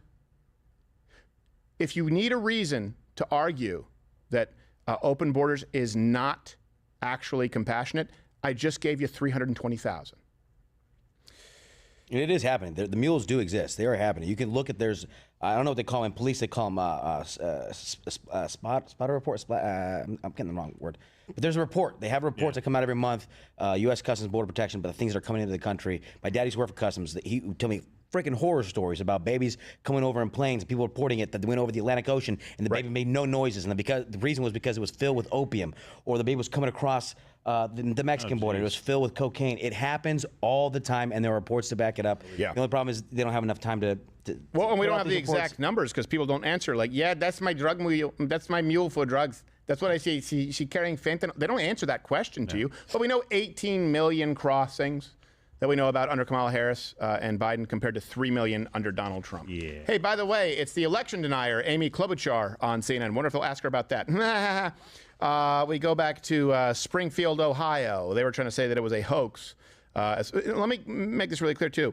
They were the ones who kept trying to make this an issue, and then when Vance and Trump addressed it, right, they go, why do you keep talking about this? Tonight, they tried to bring up the Springfield, Ohio thing as though it was so absurd that Haitian migrants, 20,000 in a city of 50,000 people, I believe, could possibly be eating ducks in the park, or that, I don't know if you know this, there were 911 calls of local animals in parks and domestic animals going missing, but, that's neither here nor there. One thing that is not in debate is the bomb threats that, of course, Kamala Harris and Walz themselves have gone on and said, your rhetoric has resulted in bomb threats, which he tried to bring up tonight. The Ohio governor said 33 threats, 33 hoaxes. I want to make that very, very clear. None of these had any validity at all. They brought up the border bill, trying to say we had the most comprehensive border bill ever. Donald Trump was the one who killed it. In case you've forgotten, that $118 billion border bill, Ukraine got $60 billion, Israel $14 billion, and less than $15 billion for the border. I believe it was none $10 for billion. The wall. I just want to keep none for the wall. None for the wall. For the wall. It was like, if we have any money left over at the end of this thing, then we're going to do it. And also normalizing 4,999 illegals per day getting into the country. 5,000 is where we draw the line, though, and we have to have a pause. And that money went to expediting asylum claims that weren't real, or expediting citizenship that wasn't protecting them, like Haitians in Springfield, Ohio. You mean that the federal government can reduce the time that somebody has to file a claim from 7 years to get processed to 90 days by adding 1,500 people? No, and that's where they come up with. They go, really easy to kick them out. The Border Patrol supports this. No, they don't support the bill. What they supported was getting more employees. Yeah, there you go. That's the only thing they didn't support your policies. They didn't support the bill. Yeah. They supported having more manpower. Here's another claim that they made, and again, all references available at louderwithcutter.com, as we do every single show. If you don't watch weekday mornings at 10 a.m. Eastern, you're gay. The claim that Kamala created 800,000 new manufacturing jobs, and I believe that we actually have a clip of this. It's clip manufacture Kamala. This claim was made tonight. Do you have that, tool man? Let me. If you don't have it, then maybe Noodles has it. But I have it here in my breakdown. Clip manufacture Kamala. The claim that they made that Kamala Harris created 800,000 new manufacturing jobs. Foreshadowing here, it's not true. But I'd like you to see them make. I don't have that clip. All right. Well, then, the truth is, this just says, yeah, created 800,000 manufacturing jobs. You remember it, right? No. You got it, yeah. No. Harris created 173,000 new manufacturing jobs. 592,000 were manufacturing jobs, by the way, that were just returning from COVID. That happened under Donald Trump. 414,000 of them happened under Donald Trump. 173,000 happened under Kamala Harris. Again, they try and tweak these numbers because there were 3 years of Donald Trump. Then there was COVID, which, if you want to know how COVID actually goes down, look to Minnesota and look how much worse off. Look to California. Yeah. Look to Michigan. Don't look to Texas and Florida. Look to those states. And Minnesota is a great example. You were locked down and you were paintballed if you left your house while rioters and looters were given space to destroy. So they always try and tweak those numbers and use that last year, which, by the way, was self-induced by the Democrat Party.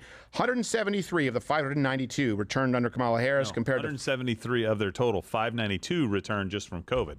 They're trying to claim. No, what I'm saying is 592 returned from COVID, but only 173 of those returned under Kamala Harris, as opposed to 414,000 returned under Donald Trump. I'm sorry, is Tim Walz currently buying pizza to cry into? Maybe. On CNN? What the hell is happening? Let me get a nice New York slice. So check cryingwhileeating.com. Yeah, I'm a regular person. Gerald, get the next one, the trade deficit one. Let's rapid fire. Under Donald Trump created $418 billion in 2018. Trump started the trade war in Q3 of 2018. By the next year, deficit reduced to 22.2% with China. Key fact. They hate tariffs. They're demonizing tariffs. Biden, Harris, they have not removed any Trump tariffs on China at all. The insulin one, I know, is one of your favorites. Insulin one. Donald Trump was the one who put a $35 cap in Part D 2020. And then the Biden Inflation Reduction Act. They tried to basically expand it, claim credit for it. But before the Biden Inflation Reduction Act, which included their component of insulin, it was already down to $33 average. Yeah. So it was already well below 35 because of the initiative from Donald Trump. They just said, put my name on there and take credit for it. And they talk about the insulin thing so much, but J.D. Vance pointed out tonight that no one on the fact check, he said that 7% lower was prescription drugs. 7% lower than it is. 7% higher, sorry. Yeah. 7% higher now with Biden Harris, even though insulin's the only thing they want to talk about. And one thing that he did not want to talk about tonight was abortions at whatever point along the way. 9 states plus D.C., including Minnesota, do not have any gestational time period bans on abortion. And Vance brought up a really good point, hammered it, basically saying a bill would allow them to let a baby that's born alive, botched abortion, die. I'll read. The bill strips out Minnesota's existing requirement that reasonable measures be taken to preserve the life and health of born alive infants, replacing it with a requirement for care, which the bill's author, Representative Tina Liebling, has described as mere comfort care. Under the new language, an infant could be denied life-saving care and allowed to die. Walz never answered that question. He said that's not what it does. Well, they want to focus on Donald Trump saying he might sign an abortion ban. Again, Donald Trump has already answered that at least half a dozen times. We've covered it directly. But he also posted directly on X. And was that tonight? Tonight. This is new. He said, okay, so this is new. So Donald Trump reiterated it. So if you want to say that Donald Trump is lying, okay, fine. There's nothing to indicate on the flip side of the coin that he would, sign a federal abortion ban, because he said many, many times no. He wrote, everyone knows I would not support a federal abortion ban under any circumstances and would, in fact, veto it because it is up to the states to decide based on the will of their voters, the will of the people, exclamation mark. People. Like Ronald Reagan before me, I fully support the 3, and I believe he went on to say exceptions, which, by the way, I don't necessarily agree with him. But that certainly is more in line with the view of the American public than all the way up until, including an afterbirth period, which is the policy of Tim Walz's state. So good that he has a state of which he was governor, so we can actually look and see what his record is compared to what he says. Ooh, and he pointed to it so many times. Gun violence. This is actually fact-checking the moderators, because they said that gun violence is the #1 killer. They used to say of children. You can find those clips of Biden, of Kamala Harris saying children. Now they say children and teens. It's still not quite right, because they include up to 19. We actually found in great pull by research up to 17 and younger, motor vehicle deaths are still #1. That means teen years, 13, 14, 15, 16, 17. Yep. It's only when you go to 18 and 19 gangbangers that it even changes a little. And this is why the press is the enemy of the people. Look, let's assume that you are an alien. Okay, just for a second. Let's assume that you are an alien and you're landing on Earth. Okay, and you have little alien babies. And by babies, in this case, I'll even include ages 1 to 14. All right, I'm leading you along the primrose path here because I'm going to give you a stat. But you're an alien, you're going, oh my God, this planet Earth is cruel and uncompassionate, dispassionate, whatever word you Earthlings use. I have youngins. They are barely able to fend for themselves. They're only 13. Right, because it's 1 to 14 years old. Yeah. What do I do to keep them safe? What is the #1 threat? Click CNN. Gun violence. MSNBC, gun violence. ABC, CBS, gun violence. So if you're an alien, you're landing, you're trying to figure out how to best protect your children, right? You're trying to identify the most imminent threats. Just like if you're in a tribe in the plains of Africa, and you're saying, hey, what do I need to be most concerned about? Is it elephants? Is it hippopotamus? Is it crocodiles? No, the answer is your corrupt government, right? That would be the answer. Of course, that's a hypothetical scenario. You're an alien landing on Earth. How do I defend my children? Those aliens' children, their children would die because they wouldn't be looking at the actual top threats. It's not even close. Ages 1 to 14. Disease, #1. Traffic accidents, #2. 3, cancer. 4, congenital issues. Gun violence isn't even in the top 5, let alone if you go ages 1 through 6, ages 1 through 10, that's ages 1 through 14. The entire stat is skewed by gangbangers who can be tried as adults. And by the way, if you just take out inner cities, it still wouldn't even register on the radar. That's why the press is the enemy of the people. Their only job is to equip you with information so that you can make informed decisions to better the lives of your family and your community. Otherwise, the media serves no purpose. When they lie to you and say the biggest threat you are facing is gun violence, they are making you definitively less safe. And it's even worse than that because they're making you definitively less safe through stoking fear in a tool that if you're a woman or if you're infirm would make you definitively more safe. At least 2 million defensive uses of firearms every single year. The low end is 500,000 in a year. The high end is 3 million. So you're concerned about this death as opposed to traffic accidents, as opposed to congenital issues, as opposed to cancer, as opposed to accidents in the house, as opposed to the swimming pool, for God's sake. And so you forego a gun, which would, if simply handled responsibly, meaning you have young kids who don't understand how a gun works, you put it in a lockbox, you put it in a safe, would allow you to protect your family. The press is actually harming you on an active level. And they're enlisting the help of the Democrat Party because they've already decided what their agenda is. Nobody on your side will tell you that you don't need a gun. Nobody on your side will say that. No, absolutely not. And you know what? Let's run this clip because they were saying, Tim Walz, this is from X, the gun buyback clip. I believe, Noodles, you might need to bring this up. Okay. Where they tried to say, or at least I believe it was Walz who said, no one's out there saying they want to take their guns away. No one's out there, except the fact that she did. Except the fact that Kamala Harris has said it many times until she said, well, not exactly, but I still kind of do. Let me know when we have the, do you have the clip? Yep. Here you go. No one said they want to take your guns away. Come again, stupid. I'm so passionate about and so looking forward to being president to address. We've got to deal with this. How mandatory is your gun buyback program? It's mandatory. Second Amendment? The Second Amendment, listen, we're going to have to do it the right way. There's no question about that. But we don't have any, we have to get these guns off the street. But I also, you know, I have faith in the American people to know that, you know, that we want to comply with our laws, and that I know that to be true. What? We have another clip too of her saying that she will actually go take your guns away. I'm sure they can find it. The other one here, and this is just, they bring up Obamacare. And I was, again, I've been around on YouTube since 2008.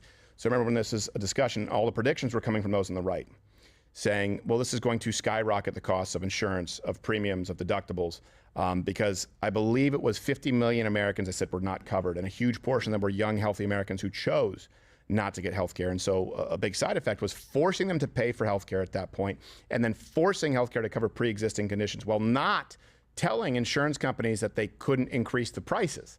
So what you've done is actually increase the risk pool. It was the biggest kickback. Obamacare, let me be clear, was the biggest kickback for the health insurance industry that this country has ever seen. Okay, now let me substantiate that just to be clear. They try and say, oh, Donald Trump tried to do away with Obamacare. Well, why do you think, dummy? Let me give you a couple of reasons. 1/3 of primary care doctors won't accept new patients on Medicaid at all. Okay, so the closer we get to single payer, the less effective it is. Obamacare doubled the costs of health insurance. Doubled it. Maybe that's why he wanted to try a different direction. Let me ask you this. If doubling the cost of health insurance when your whole plan is to make it more affordable, if the result is double, when do you say let's try a different direction? Does it have to be triple? Quadruple? At what point do you say it's a failed system? And here's the point, it's not failed. It's not failed for the left because they want to push onto you single payer. They want it to eventually be socialized healthcare. And so, doesn't matter how much your healthcare costs have increased. That's not a bug, it's a feature. If healthcare costs go up as the result of their policy, guess what? Eventually you will clamor for single payer option where you can see your mortality rates from basic diseases like cancer octuple overnight. You know, like Europe or Canada, where I've had to bury relatives because by the time they could get a screening, because there are more MRI machines in the state of fucking Vermont than the entire country, the entire godforsaken country, and I mean that literally, God has forsaken that country a very long time ago, of Canada.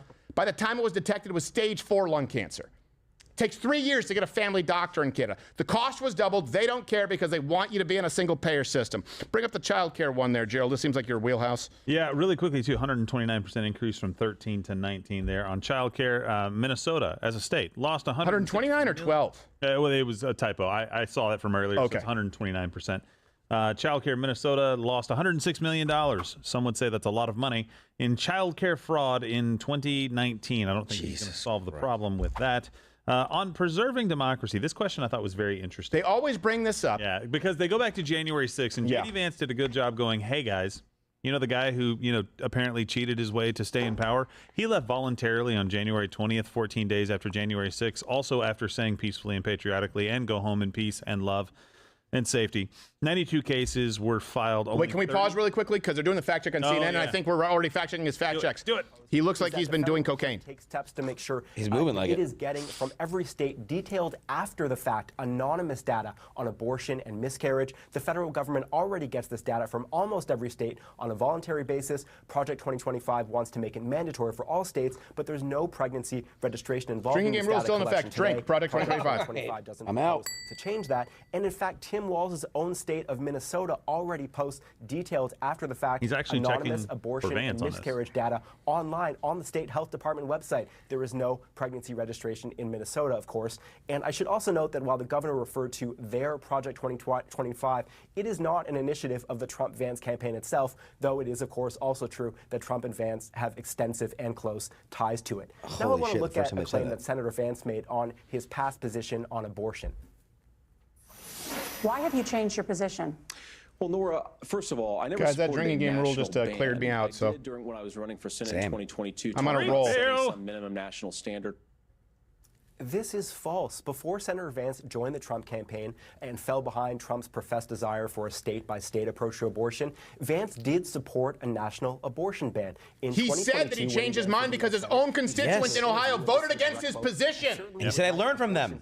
Fuck you, CNN. Sorry. No caveats there. He added that he was, quote, sympathetic No, I'm not to the sorry. view that Fuck a you. national ban was necessary to stop women from traveling You across changed state your mind? lines to obtain abortions.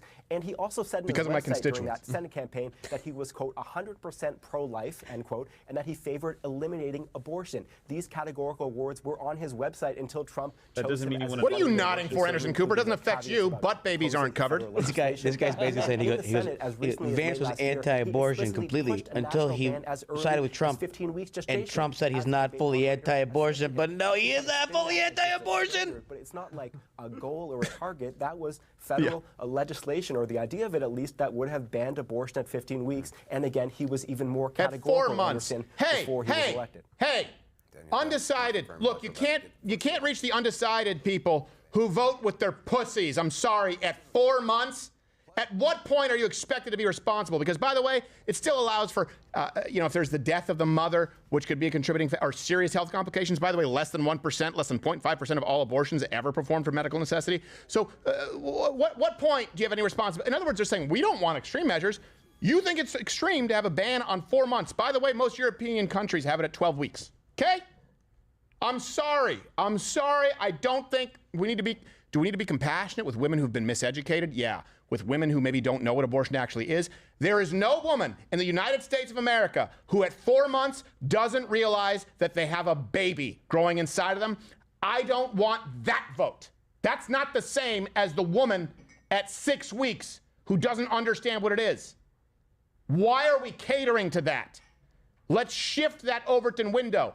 Come on, can we all agree that, like Europe at 12 weeks, you should be a little responsible? And by the way, also the fathers. But that's not the voting bloc. If men decided the abortion issue, guess what? You'd have far fewer abortions. People say that's because of totalitarianism, but I don't know. There are a lot of men out there who would raise them willingly in a single father household. Men aren't the monsters you've made us out to be. I would argue the monster is right in front of you. The call is coming from inside the house because women are willing to hold this country hostage, a subset of women who think that it is still a gross violation of their rights to kill a baby at 4 months. I won't go along with it. It's not radical, say, a federal abortion ban at 15 weeks, just like I don't think it's radical for socialist countries in Europe to say there's a ban at 12 weeks. Shut up. Shut up. You don't know you're pregnant at 15 weeks. I would argue that most men would assume a day after having unprotected sex that woman is pregnant and will try everything to get her. Yes, they're paranoid about it, in fact. Yeah, dude, how many times when you were younger did you go, oh, crap, how would I put the condom on late? Oh, my God. I'm going to be a dad. Meanwhile, 4 months later, what? I'm pregnant? I told you that. Well, it'd be hard to know if, like, 900-pound life stars notwithstanding. You know, different. I just thought the dry hump is something you did for fun. For fun? Isn't that accent? I don't know. I sound like I don't know. It sound like Percy from Green Mile. I didn't know the sponge was supposed to be wet. 4 months. I mean, I know people. There you go. I'm a fascist, sexist male. Yep. I think that at 4 months you should be able to tell. You should be able to tell if you're pregnant or not. I think at 4 months it's too late. Go ahead. Comment below. My fascist paint me that way. I don't care. Go ahead, Gerald. Sometimes you miss a period 4 times. I don't think you're a fascist. Don't make people think that I think you're a fascist for having that idea. Preserving democracy. This is something. Remember this. Oh, wait, hold on a second. You didn't finish the cases. The cases of Donald Trump. They said contesting the election. Democracy. Okay, sorry. Go ahead. 90. Remember Steve this. fired up. Remember this when somebody brings this up again. 92 cases were filed. Only 32 heard on merits. 24 of the 32 decided in Trump's favor. What happened? That is significant. Quinnipiac poll recently on preserving democracy in the United States. Georgia, 49% Trump, 47 Harris. North Carolina, 49% Trump, 48 Harris. Donald Trump is winning in this category. Why keep asking the question, ABC? I think I know. And you know what? It begs the question. We know why people may think Trump is a threat to democracy if they bought the lies that the media has sold. The media has never sold anyone the bill of goods that Harris is a threat to democracy, which means in spite of the media, more Americans think that Harris is a threat to democracy. Ask yourself, why is that? Why is that? And if the media was unbiased, would we ever have an election that's even close? I've said this many times. With the media and big tech, by the way, in the current state that it's in, I'm amazed that any Republican wins ever. If the media actually was unbiased, I'd be shocked if a Democrat won ever. It's that simple. By the way, Vance made a great argument. I think Vivek has made the argument a little bit differently, more aggressively, I guess, earlier on in primaries, but he's the only person to make the argument about the censorship against the preserving democracy. I haven't heard anybody talk about that on a major platform. Even Trump hasn't, because I guess he gets distracted, starts talking about something else. Yeah. But no one else has talked about how the censorship is a way bigger threat to democracy than somebody saying protest peacefully and let your voices be heard. Yeah, I agree. It was a really, really good point. He said it will outlive any of our administrations. Yeah. Oh, what a great way. Yeah, exactly. What a great point. Great line. I'm like, Oprah, that soundbite. It wasn't about him. It's about his kids. Yeah, it's about Well, that's because it's warm in here. So I sweat. So there's a couple of there's like a panel from the Washington Post. It's a focus group on voters. Now, before I get into this, only 3 of these people said they had. Hold on, there's a terrorist in this voting group. Get that terrorist out of there. The Hamburglar? Are you talking about the Hamburglar? Get the terrorist out of there. He's got to blow up the focus group. Oh, you meant the guy in the front. I think I meant the Hamburglar in the back. No, I meant Jihadi John. In terms of tone, I'll get into that in a minute. Yeah, that lady in the back looks like a criminal, like in a 1960s cartoon. Like a spotlight's going by, like, you got to stay up against the wall. See? They can't see you with a stripe. See? Throughout the course of the debate. And actually, we start with overall impressions, guys, because all 7 of you came in undecided. One of the guy on the far left looks like Tom DeLonge transitioning. Who are you going to vote for, and what kind of? Oh, Grand Valley, Grand Rapids. That's fun. I'm going to be voting for Kamala Harris. Oh my! Jeez, that's gross. You were always sort of aspects of that debate that really stuck with me was when they were talking about January 6th. And how Mike Pence certified the election, and they were wondering if J.D. Vance would certify the election. That's Trump who I was talking about earlier. And he votes with his pussy. J.D. Vance didn't really give us a definitive answer. And he borrows one. Stephen? And I don't think that I can trust someone. You know, with my vote if they're not going to respect it. So 6 of you still remain undecided. About 35 days until the election. We're going to dig in on some issues in a moment and your reactions to those issues. But first I want to talk about what Jake Tapper was just talking about in terms of the tone. Everybody seems to agree this was not a debate like we've seen much of over the course of the last 8 years. Elisa, I think you said warm and fuzzy was what came to mind for you. What did you see tonight? I haven't seen a debate like this in a very long time. Who's speaking? I'm sorry. I haven't seen a debate like this in a very long time. They supported each other. They were kind. And it was warm and fuzzy. I mean, you could watch it and not be offended. It sucks. That's what people care about. By the words they were using towards each other. And I think to that point, one of the striking things when we were looking at the data in terms of your guys' responses is your favorability for both candidates, regardless of how you viewed them coming into the night, went up significantly. Giannis, why? Mike, that guy in the bottom left looks like the best friend in Righteous Gemstones of Adam Devine's character. Someone can bring it up. Righteous Gemstones, a sidekick of the youth group. The guy in the bottom left. In front of me. There was not much fear. There was not much hesitancy. CNN, give him a pat down. They showed their characters to each other in a way. Do your job, CNN. And as where's the mic we gave? This is such a weak panel, by the way. It's Grand Valley State. No, but like I spent 5 years in Grand Rapids. I know how weak Grand Valley State is. They chose this university, Stephen. They weren't. I know. I know. Okay, go away from this. Go. I have a much more interesting panel on the Washington Post. Taxes in particular. All right, so here are the questions that they asked.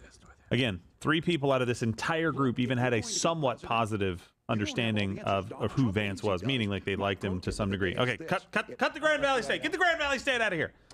They've been used to hearing that. So, who made better arguments about how to handle climate change? 13 people said Vance, only 9 people said Walz. These are, again, only 3 people liked Vance going into this. Okay. Who made better arguments about how to handle U.S. policy toward Israel and Iran? 16 people Vance, 6 people Walz. Oof. That's bad, right? Jeez. So I got the climate change one again. What's your impression of Vance pre-debate? So just to kind of prove this here. 2 people said somewhat favorable, 1 person very favorable. And then what's your impression of Walz pre-debate? Somewhat favorable, 9 people out of this group. So it's very interesting that you saw so many people go, yeah, he has better ideas on these things. And they're being honest, too, by the way.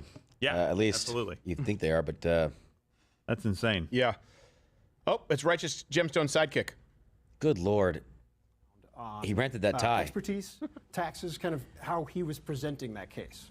Was he driving a limo to prom? It is very important that we have expertise when making these decisions in spiked the punch policy, bowl. right? And so, him bringing the specifics to say that we need like expertise. Making Don't make this guy answer. That's not fair to him. Come on, he's at Grand Valley State. Hasn't he suffered enough?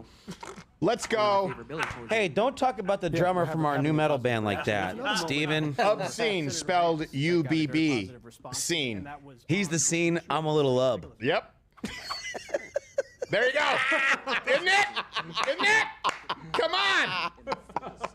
Right? That's a deep pull. Oh, man. Someone leave this alligator wrangler out of the debate. Come on, man. And they married Lana Del Rey. This guy's got to get back to his fireworks stand. Give him a break, dude. Jesus. Yeah, Lana Del Rey married an alligator wrangler. She married an alligator wrangler, which makes me like her. That's means she probably married for love. Makes me like him. He's probably got some great stuff going. Wrestle an alligator. Come on, that's pretty cool. This is the saddest focus group I have ever seen. It is. This focus group would make Frank Luntz go, geez, that was kind of gross. Look at his foster mom right here. Aww.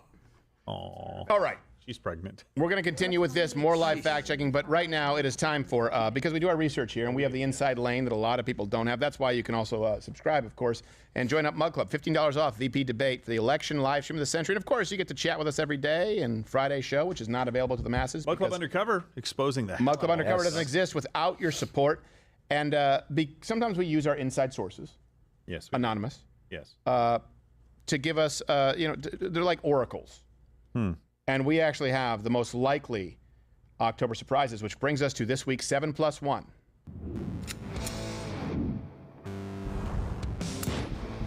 You forgot the one in the chamber. They always forget the one in the chamber, and that's usually what takes the villain out. So this is 7+1 most likely October surprises, according to our inside sources. Number 7, Kamala Harris unveils her new stimulus package known as Kamala Cash. Oh, well, you know what? Camels. I It's like that. camel cash. I hope. I hope they take it. She looks cool. Cigarettes weren't all wrong. At Kohl's. Number 6, Josh Firestein. Kamala Harris gets pregnant. Oh. And promptly aborts it to focus on her career. Oh, well, that makes sense. She should at least get Babies are inconvenient. Yeah, life of the mother, you know? Social life of the mother. Number 5, Harris Walz campaign, they released a video of Donald Trump taking more than one sweet and low from a Manhattan diner. Well, that's why they have to fabricate it, because that would be a crime against humanity. Well, that's, you know that's what? how you get wealthy. I've seen his pockets. They look way down. Yeah, I know. They look way down. But I would think that's more of a Splenda or sugar in the raw packet. Yeah. He is, yeah. Number 4, it turns out that Springfield cats and dogs